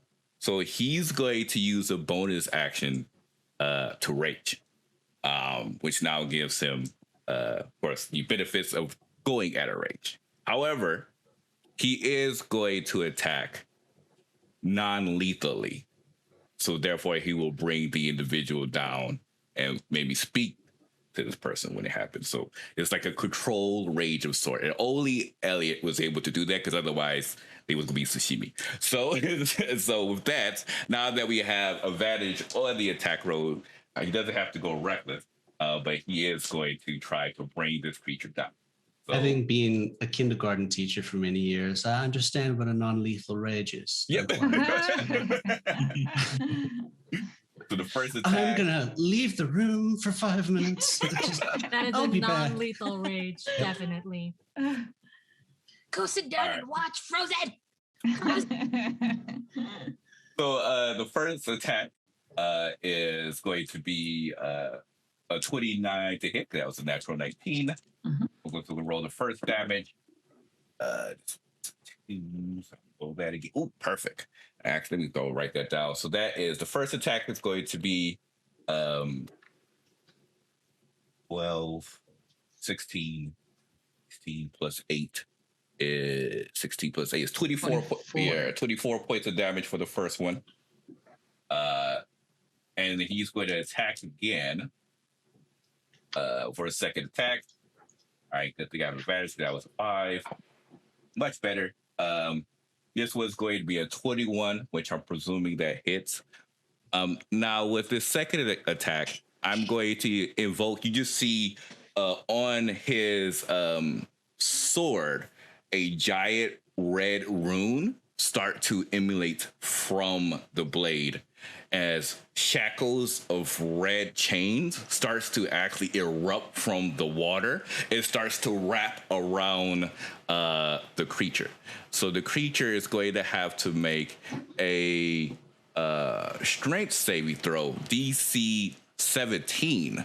But I wasn't sure if they have any issues because they're restrained. That's the thing. Do they have? I forgot what the conditions for restraint is. So it's stunned. I will Yeah. tell you in a moment. It's a bit different from restrained. Stunned. Okay. I think it can make strength saving throws, maybe, but I don't think it can make dex. Let me just double check here. Okay. It automatically fails strength and dex saving throws. Oh, okay. So yeah, so then the creature is now also going to be restrained as he takes this extra 2d6 worth of damage from here as well. So give you 1 second here. All right. This one. Okay. So that one is 24. So does the creature do a saving throw or a con save for that? Or strength save? Strength, but because it's stunned, it automatically fails Fails. strength and Mhm. dex saving throw. Okay. Yeah, that's what I was thinking. Well, I was like, oh, he's stunned. I think they automatically failed that. I have to restrain him too. So they take, let's see. They take 7 plus 6, 13 points of slashing damage, and 5 points of fire damage. Okay. That's 22. 13 of slashing and 5 of damage Yeah, of fire. So that's 18. So the fire damage you see just like a red wave of energy around the creature as it resists some of that. Okay. How much slashing damage did you say? It was 13, I believe, right? Okay. 13. Yes. And so with that, if the creature is still up and standing, he's going to action search to attack 2 more times. So he, so the creature is like, you said you didn't want to kill this. Yeah, well, I want to knock him out. So in order to knock him out, I have to bring him to 0 hit points. So if the creature is not dropped this yet, he's pretty much attacking with the butt of his blade, but the force of course, the blade is what's striking against this dude. So hopefully, if I get 2 more attacks, go for the 3rd one. I mean, you're pretty close. Let me just see. Okay. I do love that Latre is our Hulk. It's great. Yeah. Pretty much. All right, so that would be a 27 to hit. So presumably that does hit 17. So that'd be 2d4 plus 8. All right. Oh wow. Okay. That is 19 points of damage for the 3rd one, and then for the last attack. That attack brings him to 0. Oh, perfect. Well, great. But the last one was a natural 20. But so like you pause like mid. Yeah, it's like that last one, and then he just drops, knocked out. And you see Latrell just looks up at Jesse. And then there's like a genuine smile on his face. And then from there, he just like kind of like roars out in triumph as he grabs the creature and pretty much just drags him into the sand. I'm not sure if we have ropes to tie him up, but that's pretty much what he does. Probably like fishing ropes and stuff like that. But I would say when Latrell, when Latrell looks at Jesse, this is you've probably seen this face once or twice, but it's Jesse's always smiling except for when he's like this. Mm-hmm. His face it's like the worst hurricane you can imagine. Mm-hmm. And he sees you almost impassively taking the creature away, and I would say even his skin almost seems to be glowing with like a crackling sort of storm front type look, and it takes a little bit of time, and that starts to vanish and fade, and then he lets himself put his wings away and come to the ground. Mm-hmm. And just breathes in for a while, sort of calming himself down. And with that, we are out of combat. Mm-hmm. So that was unpleasant. Is anyone injured? Latrell in his gigantic size just kind of like points to like the slash that was like cut on his arm from the Centaur. He says, "Good hit." Always good. Done.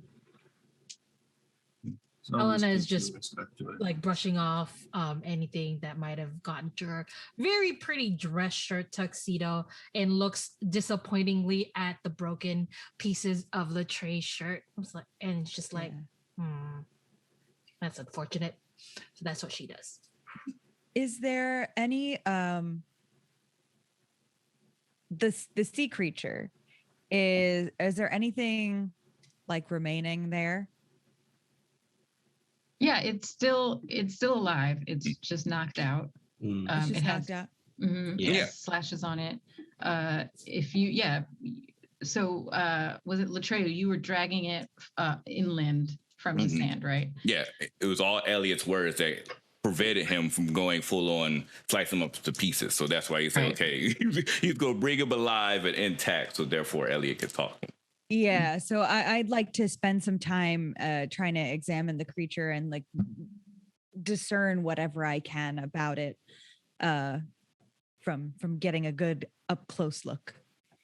Yeah, you take a look at this beast, and if you'd like to roll to see if what you might recognize. If you recognize what it is, where it's from, or anything like that, you can go ahead.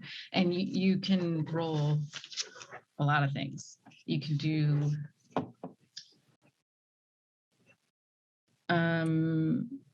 definitely investigation, nature, perception. Yeah. I would even say religion, if you wanted to go that route, if you have that. I do. I'm going to go with nature, though. I'm going to go with nature on this one. Cool. Okay, that is an unnatural 20. All right. So unnatural. Well, funny you should say unnatural, because you know exactly what this is.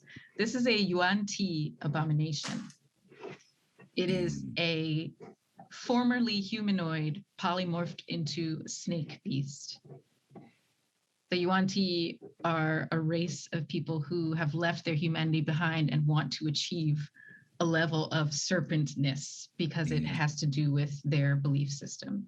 They are naturally evil. And this is someone who is at the highest echelons of society because they are able to morph into a snake form. As Latreo, Jesse is walking to go get nets and stuff to tie this beast up. But as he passes Latreo, he sort of like puts his arm around his waist and gives him a little kiss in his arm and says, "Thank you," and keeps walking. Goes and gets the nets. I love this bromance. It's very sweet. Helena would like to investigate the ranger just to see if there's anything in there that Avis would like to do that as well. Great. So and everything. Avis and Helena, you start searching the pockets, maybe? Is that what you want to do? Yeah. So I'm just basically like patting him down, seeing if there's anything in there, since she doesn't recognize him. 18 plus investigation is 6. 25, 26. Okay. Yeah, 25. And my let's see math here. is bad. 26 or 25. Rogues, man, it's just crazy. I I rolled know. a 7. You got a 7? Okay, so Avis, you are just helping to pat down, but Helena, you're the one who does find some coins and just some like rations and things like that. There's no identification on this person. I want you to do another roll to see if you recognize these coins, though. Okay. Investigation again? No, I think it's actually going to be more like Arcana. Dang it. I only have a +2 on that one. I would like to use guidance on myself. Okay. So pep talk. So it's 20. 18 and +2. Okay, great. Avis, were you rolling for the same for the coins? Yeah. I rolled 14. Okay, so you actually both do recognize these coins, and they're not really usually seen in this area because they are from a place called Serpent Hills, which is in the west heartlands of the Faerun continent.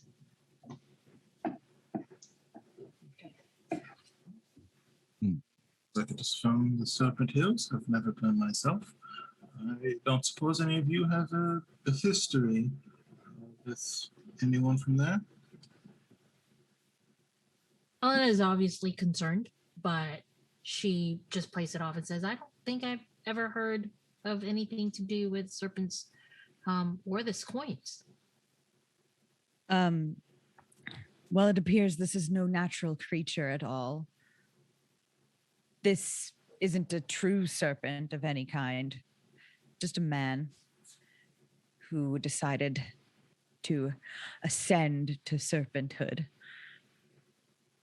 If I can figure out how to speak to it, I might be able to. I just am not sure if I can decipher its language. I have a DM question, or also everyone question, because I don't know, because there's been so many new subclasses, but I doubt this would be a Druid of the Coast thing. Do Druids get speak with dead? I'm not sure. I think some of them do. Some of them, There but might be it's. I don't think it's the base one. Because I know Tasha gave a few additional spells, but I don't believe that was one of them. Yeah, I think if any, it's probably like the freaking circle of spores or something like that. But let me just check. But yeah, so Latrell will look towards Elliot and says, "What? We have multiple languages we can speak in, so probably Draconic. He'll speak in Draconic. What would you like to ask him?" I would love to know why he chose to attack us and this island. And if there are more coming, perhaps we could discern that. Do you want me to wake him? Well, let's make sure that he's nice and secured first. If he wakes and he tries to hurt, I smash again. That is very true, and you are very efficient at it. However, I would like to avoid smashing. Further smashing. Yes. I can assure you that won't be a problem. At this point, Jesse is walking back with a couple of nets over his shoulder. Are you okay, Jesse? Wait, no, sorry, you don't speak Draconic, Jesse. Okay. Are you okay? I'm okay, big fella. Thank you. So we can tie this snake man up, I guess. I'm a bit worried because, I don't. Unless somebody brought this fella here, he shouldn't be able to find this place unless he's been here before, or unless he was brought here by a mother. It is entirely possible that he's been here before. We don't know what this person used to be. Yeah, Pony. Best option is to exit ourselves. Well, that's Agreed. going on. You see Latrell, of course, grabs the rope, the nets, essentially, and he's going to wrap it around the snake creature. And to clarify, he is not trying to make it seem pleasant. He hates the fact that this creature has attacked his friends in the place of home. So these nets are going to burn into his skin and wrap as tight as possible to indicate, we're only doing this for our sake, not yours. And then after he gets finished with it, he looks towards the others and says, "All done. I think we should be able to wake him now."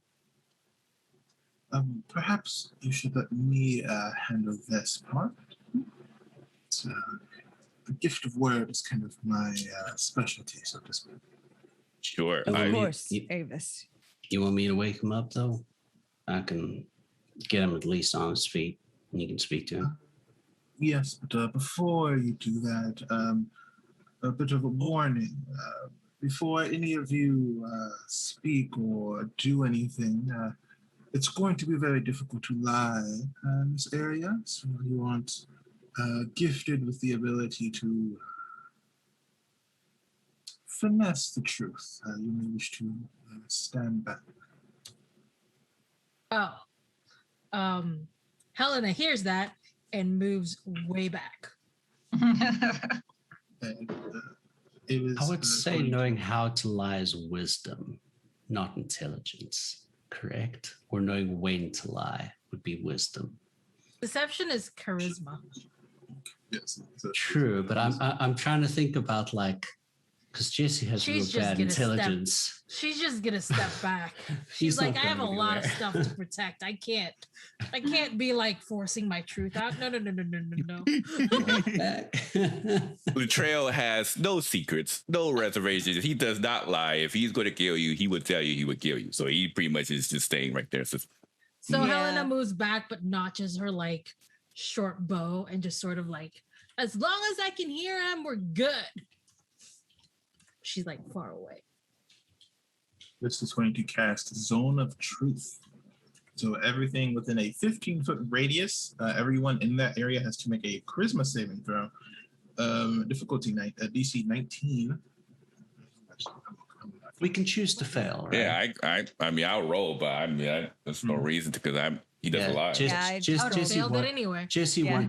won't resist. I failed abysmally. I would have failed it anyway. That's a good Yep. thing I wasn't there. Same here.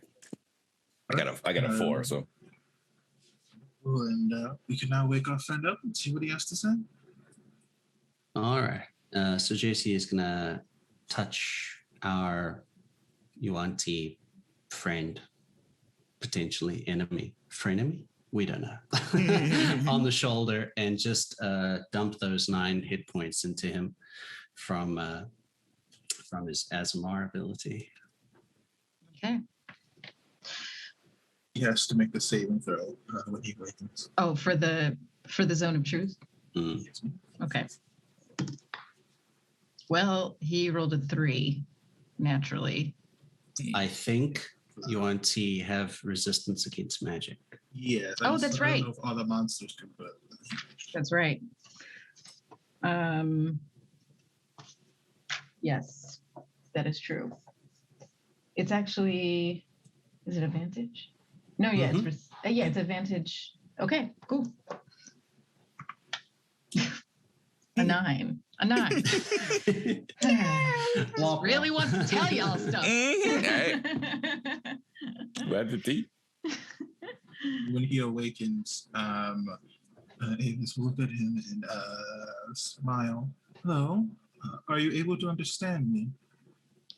What language are you speaking? Are you going to say first? Common. Yes. I understand you. Wonderful. Welcome to this lovely island. Me and my friends here have a few questions to ask you. But first, I need to let's try and be friends. And he will offer his hand, and when he does, he will cast Charm Person. Okay. God. This one's wisdom. Well, I mean, I rolled a natural 1. Even with Uh-oh. advantage, the second roll was a natural 1. The first one was a 9. So It'll be a 9. Yeah. He Please charm. believes. What is it? He views me as a friendly acquaintance. okay. That's much better, don't you think? You have saved me. Of course, that's what friends do for one another. Now I'm hoping you could give me a bit more information. How exactly did you find this lovely place? The lonely one took me over against my will, sent me here against my will, gave me the true sight against my will to find this place. You saved me. Of course, it's what we do for one another. Can you tell me about this lonely one? Lantu is the lonely one. I came too close to where he resides, and he took me with Where his does he magics. reside? My home, Serpent Hills. He lurks. No one knows where exactly. Right. Do you know why I wanted you to come here specifically? He looks over at Helena. She knows. Step right. Curious. Were there others that were sent with you to assist you? He is dead. He looks over at the blonde. robed dead person over on another side of the beach. That is tragic. Are there others who know where you went? Will there others be coming to look for you? I traveled here to find her. Others may have seen me on my journey. I do not know. I was taken over by Lan Tu. I was not fully in control. I do not know. I see. And this individual, can you describe what they look like? Were you able to see them? No, I have not seen. I just know he is powerful and he lurks near where we reside. And if you get too close to his area, like me, you can be taken. Where is he? He took me near my home in the Serpent Hills. Serpent Hills. Where exactly in the Serpent Hills? Is it a forest, perhaps a cave? I was out hunting in the wood. I see. I love it. I must thank you for Helena shouts, assistance. why is he looking for me? He wants you dead. Haradres. Sorry, my name is Helena? It's Helena. Haradres. I can see you. I see you. Helena shoots him. Okay.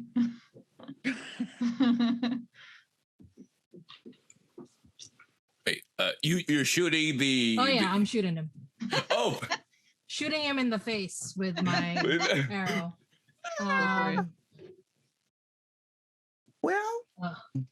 Well, does that because I'm trying to think. How does Elliot look towards this circumstance? I think that would kind of gauge what Latrell would do from this. So Elliot's on guard, but has at hearing that this was something done to him and not something he chose, which is what Elliot had kind of suspected. He was loosening up, and just before Helena shoots at him, you can see how Elliot was like about to say something, like continue this like dialogue with him. In that case, would it be possible for me to be able to, because I know she's quick, would it be possible for me to be able to try to at least like stop the arrow from coming in? Because I see Elliot's empathy towards the Yuan-Ti.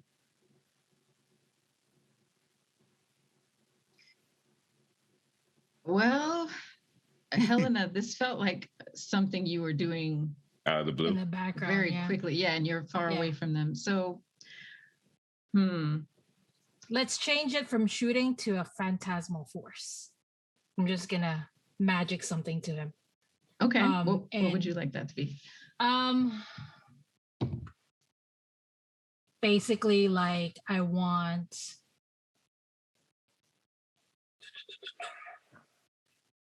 him to see, like, as if a large. I want him to feel like he's like suddenly falling into a large ravine and like it's filled with water and he's drowning. So, with phantasmal force, that way nobody can 10. Wait. Sorry, let me just pull it up. There we go. So it is. It's a intelligence check against my spell of the phantasmal force. Okay.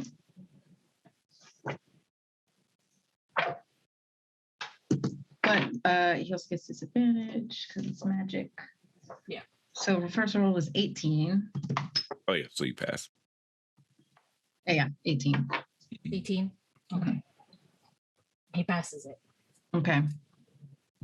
So he just still is looking at you. Haradres. He's like, I don't. I'm gonna walk into the cube, just to be like, the walk of the truth. What was the DC saving throw for the truth spell, Davis? 19. 19. Charisma, I think, right? Mm-hmm. I have. Can I use? Oh, shit. Oh, I have +2 in charisma because of my shirt, right? Yep. Sweet. All right. That gives me a 5. Oh, for the love of God. Secret's about to come out. Okay. All right. So I got a 17 plus my 5. Haha. Oh, 22. I go in there and I feel the truth, like whatever coming on to me, and like but because of all of the years of practice of me, I go, I am not who you're looking for. This is mostly just a performance for everyone else around me. I'm not who you're looking for. I don't know who you're talking about. You were given false information. Mm-hmm. What did you roll on the truth, cone of truth roll? So it's just a saving throw of charisma. Yes, she made a 22. You made it. Oh, got it. Okay, sorry, I missed that part. Okay, cool. And the serpent beast man just slowly shakes his head. At that moment, Latreia would kind of walk towards the serpent and says, You good challenge.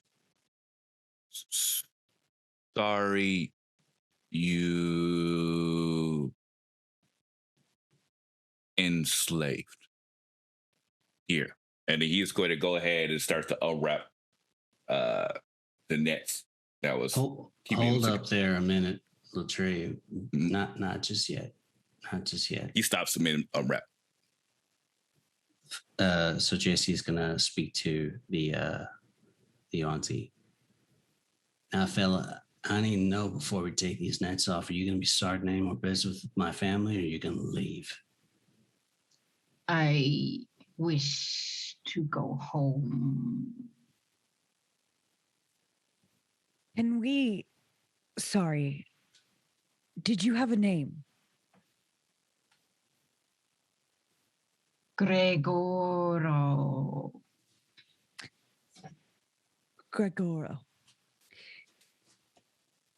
Are you still under the influence as you were? He looks at Latreia. He saved me. Good. Now, does this creature do this to others?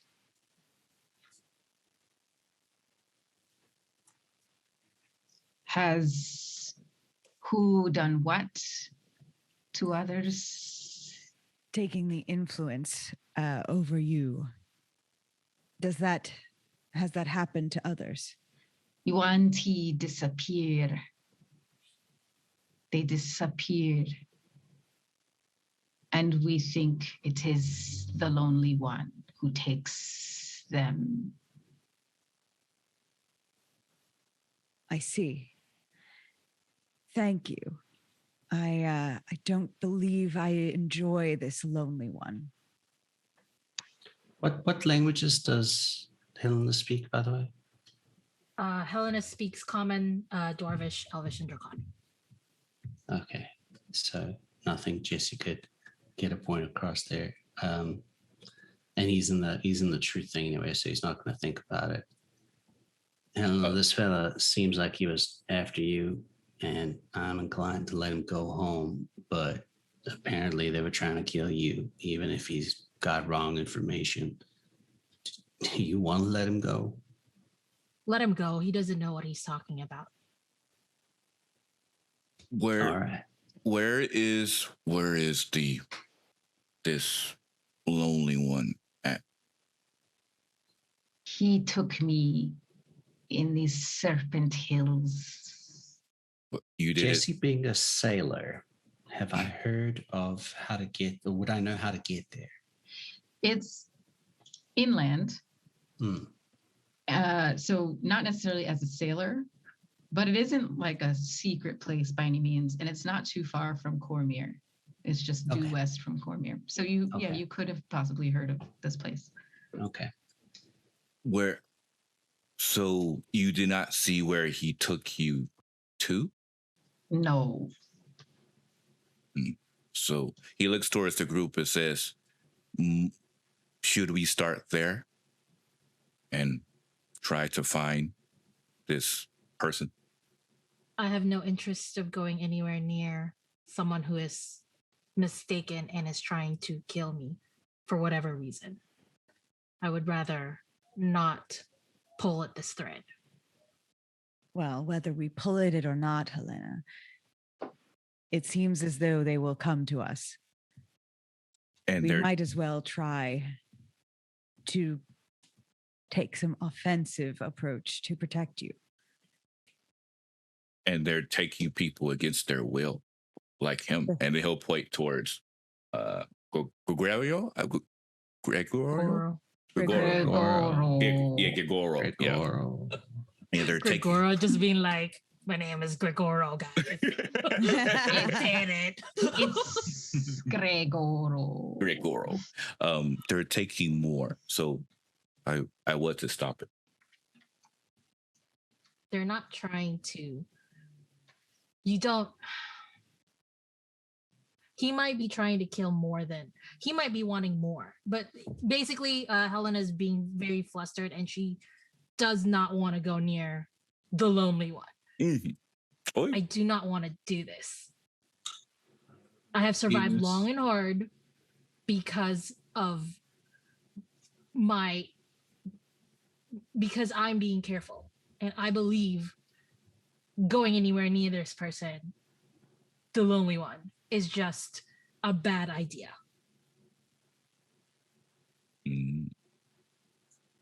Sorry, I didn't mean to stop my video. No worries.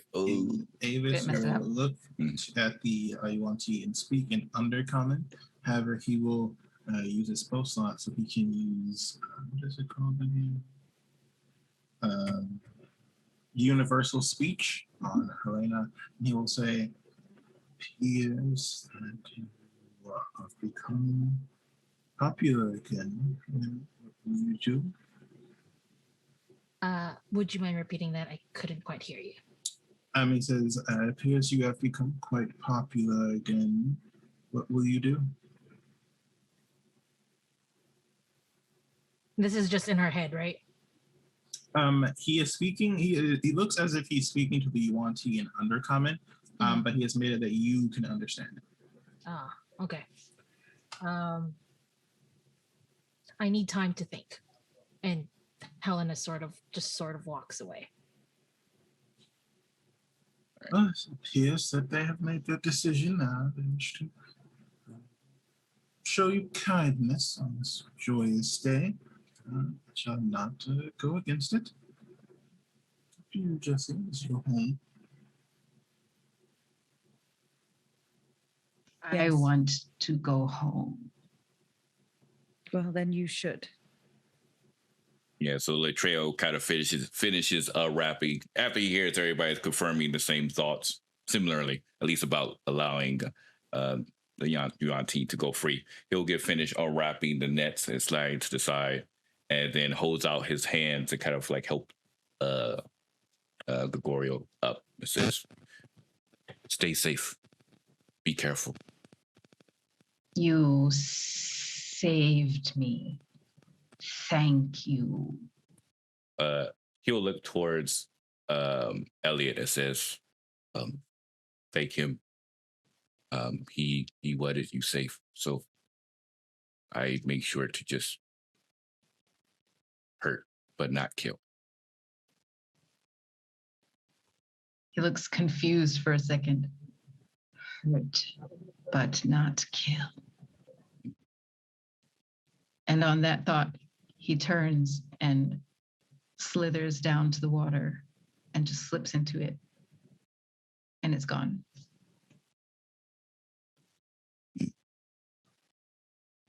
The trail would turn around and look towards Elliot and say, How did you know?" I think you're muted, Diana. I did not know. But very rarely do creatures like that allow themselves to be handled. Seeing a rider just gave me a feeling. I will keep this in mind for future endeavors. It's a very wise feeling. Jesse, not understanding personal space because of the way this island is, has followed Helena. I'm glad someone did. He's like, this is so stupid, and walks away. Hey, what's going on? He tried to kill me for Well, yeah. false stuff. I didn't do anything. I don't even know the guy. I mean, that's fine and all, you know. I mean, you were in the spell. Avis knows what he's doing, so you say he doesn't know you, he doesn't know you. That's fine by me. But the thing is, somebody thinks you're somebody you're not. I know, And it's so stupid. unfortunately, that means they're probably going to try to kill you again. Which means, well, you know what's good about having a monsoon or typhoon? No, what's good about it? Well, usually it causes a lot of destruction in its wake, but when everything's gone, brings a whole lot of good nutrients with it. Things get to grow again. Know what I mean? Yeah. Maybe we need to bring the storm to these fellas before they bring it to us. I don't want to die, Jesse. And Jesse I've survived for gives so long. her a big hug. Sweetheart, I don't think anything can kill you at this point. Helena just stays quiet. She's not talking. She's just basically she's quietly she's just staring out into the ocean and just like, the last thing she says is, "I don't want to die, Jesse." Hold on to my neck. And Jesse turns around. Okay. And he pops out his wings and he's just going to fly around the island silently. I have my flying shoes, so I just... No, Jesse's a strong boy. I can fly, Jesse. It's okay. I have my flying shoes. But it's all right. I guess I can hold on to Jesse. It's fine. Yeah. So we fly in silence. Yeah. Not saying a word. Just looking at the sunset and seeing when the stars come out. It's all good. And it is indeed nightfall. The sky is dark. The stars are out. There's a bit of a mist across the top of the water, and it's a beautiful night for this flight. Back down on the island, Jesse's family is gathered in their home and has brought the rest of you back there and served you some warm root tea to calm your nerves after what happened on the beach, and probably mostly to calm their nerves because they're not used to those things happening in this secluded, hidden island, and they have some questions about that. And so you all spend the rest of the night in this home drinking root tea and just calming the half-sea elves and assuring them that they are indeed safe. And with that, we will end the session. Yay, first session! Man, that was awesome. That was Yeah, that was great. awesome. Dang it. Yeah, I was like, no, already I'm about to die. Wait. So I hope you all enjoy what you see. Again, it was such a great experience here. First, what we're going to do is we're going to go around the cast and have everyone, of course, once again, introduce themselves and let them know what projects we're working on. And then after that, we'll go ahead and announce the winner for our dice. So we'll, of course, start with our fantastic DM, Aliza. Aliza, if you'd like to talk about projects that you're working on and such. Yes, I'm Lisa Pearl. I'm working on a lot of things, but the next thing you can see me in is a special show of the Improvised Generation, which is my Star Trek improvised show that we've been running for like 6 years in LA, and now we do it online because pandemic. But we're doing a special show for the opening of Outside In Twitch channel, Outside In Theater. I think it's twitch.tv/outside in. Sorry, I will post it. So follow me on Twitter at Aliza Pearl, and I will post a link to the show. It's going to be 7 p.m. Pacific tomorrow, Sunday. Fantastic. And next we'll go ahead with Adrian. Adrian, if you'd like to talk about a project you're working on. Sure thing. As I said at the start of the stream, I am Adrian Bear, and you guys can follow me here on Twitch and on Twitter, and I think on Instagram. It's all the same at The Bear Pen. That's pen with an H at the end of it. And some of our lovely cast members here are actually in one of our Vampire the Masquerade streams, which is Blood on the Bayou, which is every Sunday at 2 p.m. PST. And it is our mid-season episode coming up tomorrow, right? Gosh, it's already tomorrow, which is great. I'm super looking. Nothing bad's going to happen at all. It's going to be great. Tuesdays at, I believe it would be 8 a.m. Eastern Standard Time, but for me here in Taiwan, it's 8 p.m. We have our D&D show there, Knights of Thala, which is also something you guys can check out. And also, because why not? I'm super excited for another show that some of the other people here are going to be in as well. Starting in July, we are having a mini series, which is going to happen every so often, which is a City of Mist game. It's an amazing RPG, and we actually have D'Artagnan Mataliano, who is, you've seen him on Q Times, you've seen him on many places as well. He is going to be joining us for that as well. So this is the first time it's being officially announced.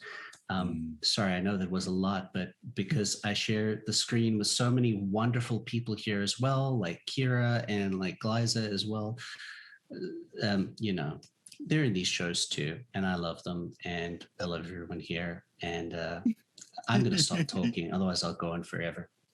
No worries. I'm super excited for that. I've been wanting to talk about that project for so long, and you know secrets is like my worst thing ever. So thank you for finally announcing that. Next, we go ahead and go with Reeve. Reeve, like to talk about any projects that you're working on. Sure. I am playing everyone's favorite studious mage in Rivenwood Academy every Tuesday. So please come back here to check that out because it is wonderful. And stay tuned to my social medias at Big Dude Reading to find out if anything new is coming down the pipes. Excellent. And working our way down, we have Diana. Diana, if you'd like to talk about the projects that you're working on. Yes, I would. Hi, I'm Diana. I am Super Dylan on every place on social media. You can find me anywhere by that name. I have written and published a 5th edition compatible setting guide based on Neverland that you can play in. Keep an eye on that. There's about to be some additional content added to that. On Tuesdays, you can find me on Tuesday nights on Kobold Press playing in a campaign that just started called Scarlet Citadel. I play a little mushroom, a little baby mushroom.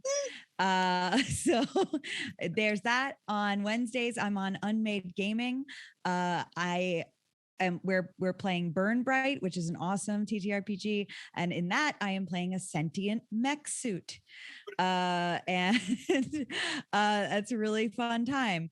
And then the rest of the time, you can see me floating around making jokes on TikTok or on Twitter about tabletop, and that's about it.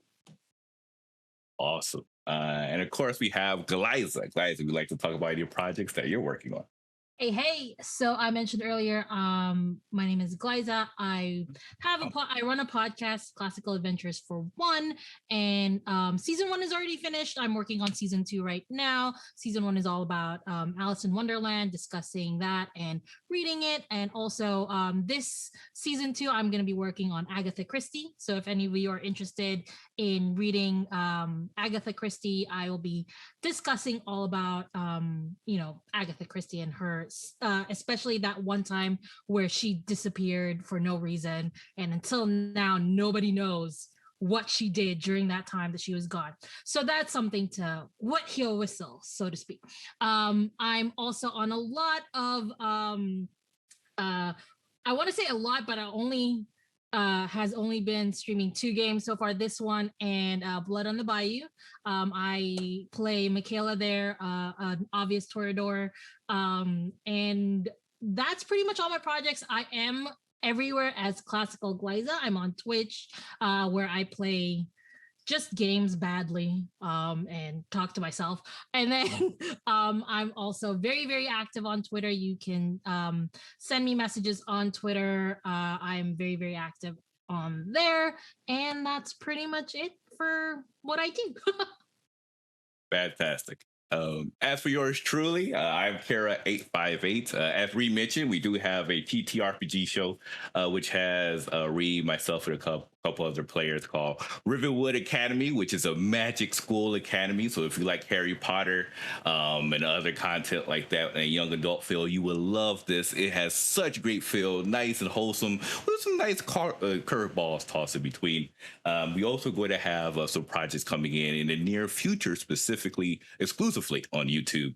So it's definitely keep an eye out for that. And in the near future, we'll be going back to further art streams. Will be on this channel. As of course, as Adrian mentioned, I will of course be on a couple of his shows on the Bear Pen.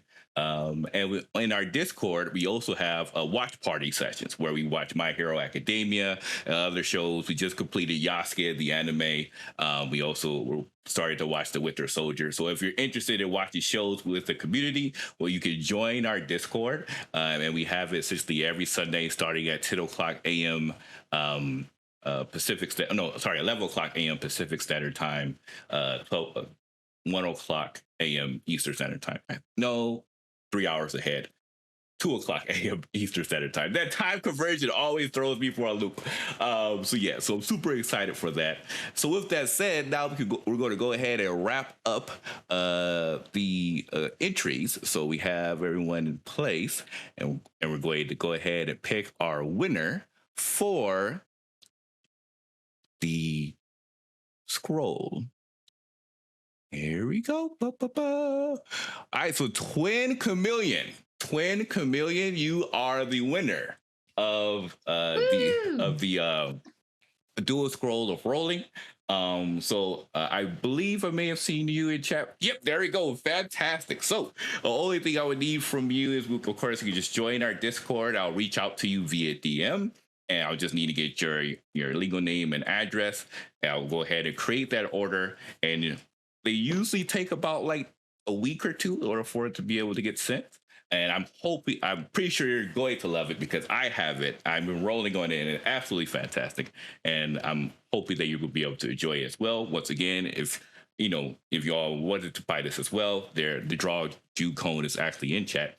And so, yeah, that's pretty much all that we have for today. If you would like to see our session 0.5, once again, you could join our Patreon, and you'll be able to see the previous scenes.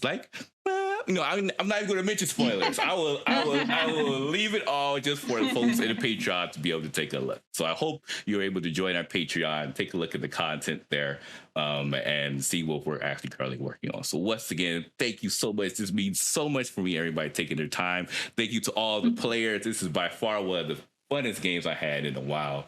And we look forward to you all next Saturday for episode 2 of Lords of Faerun. Farewell for now.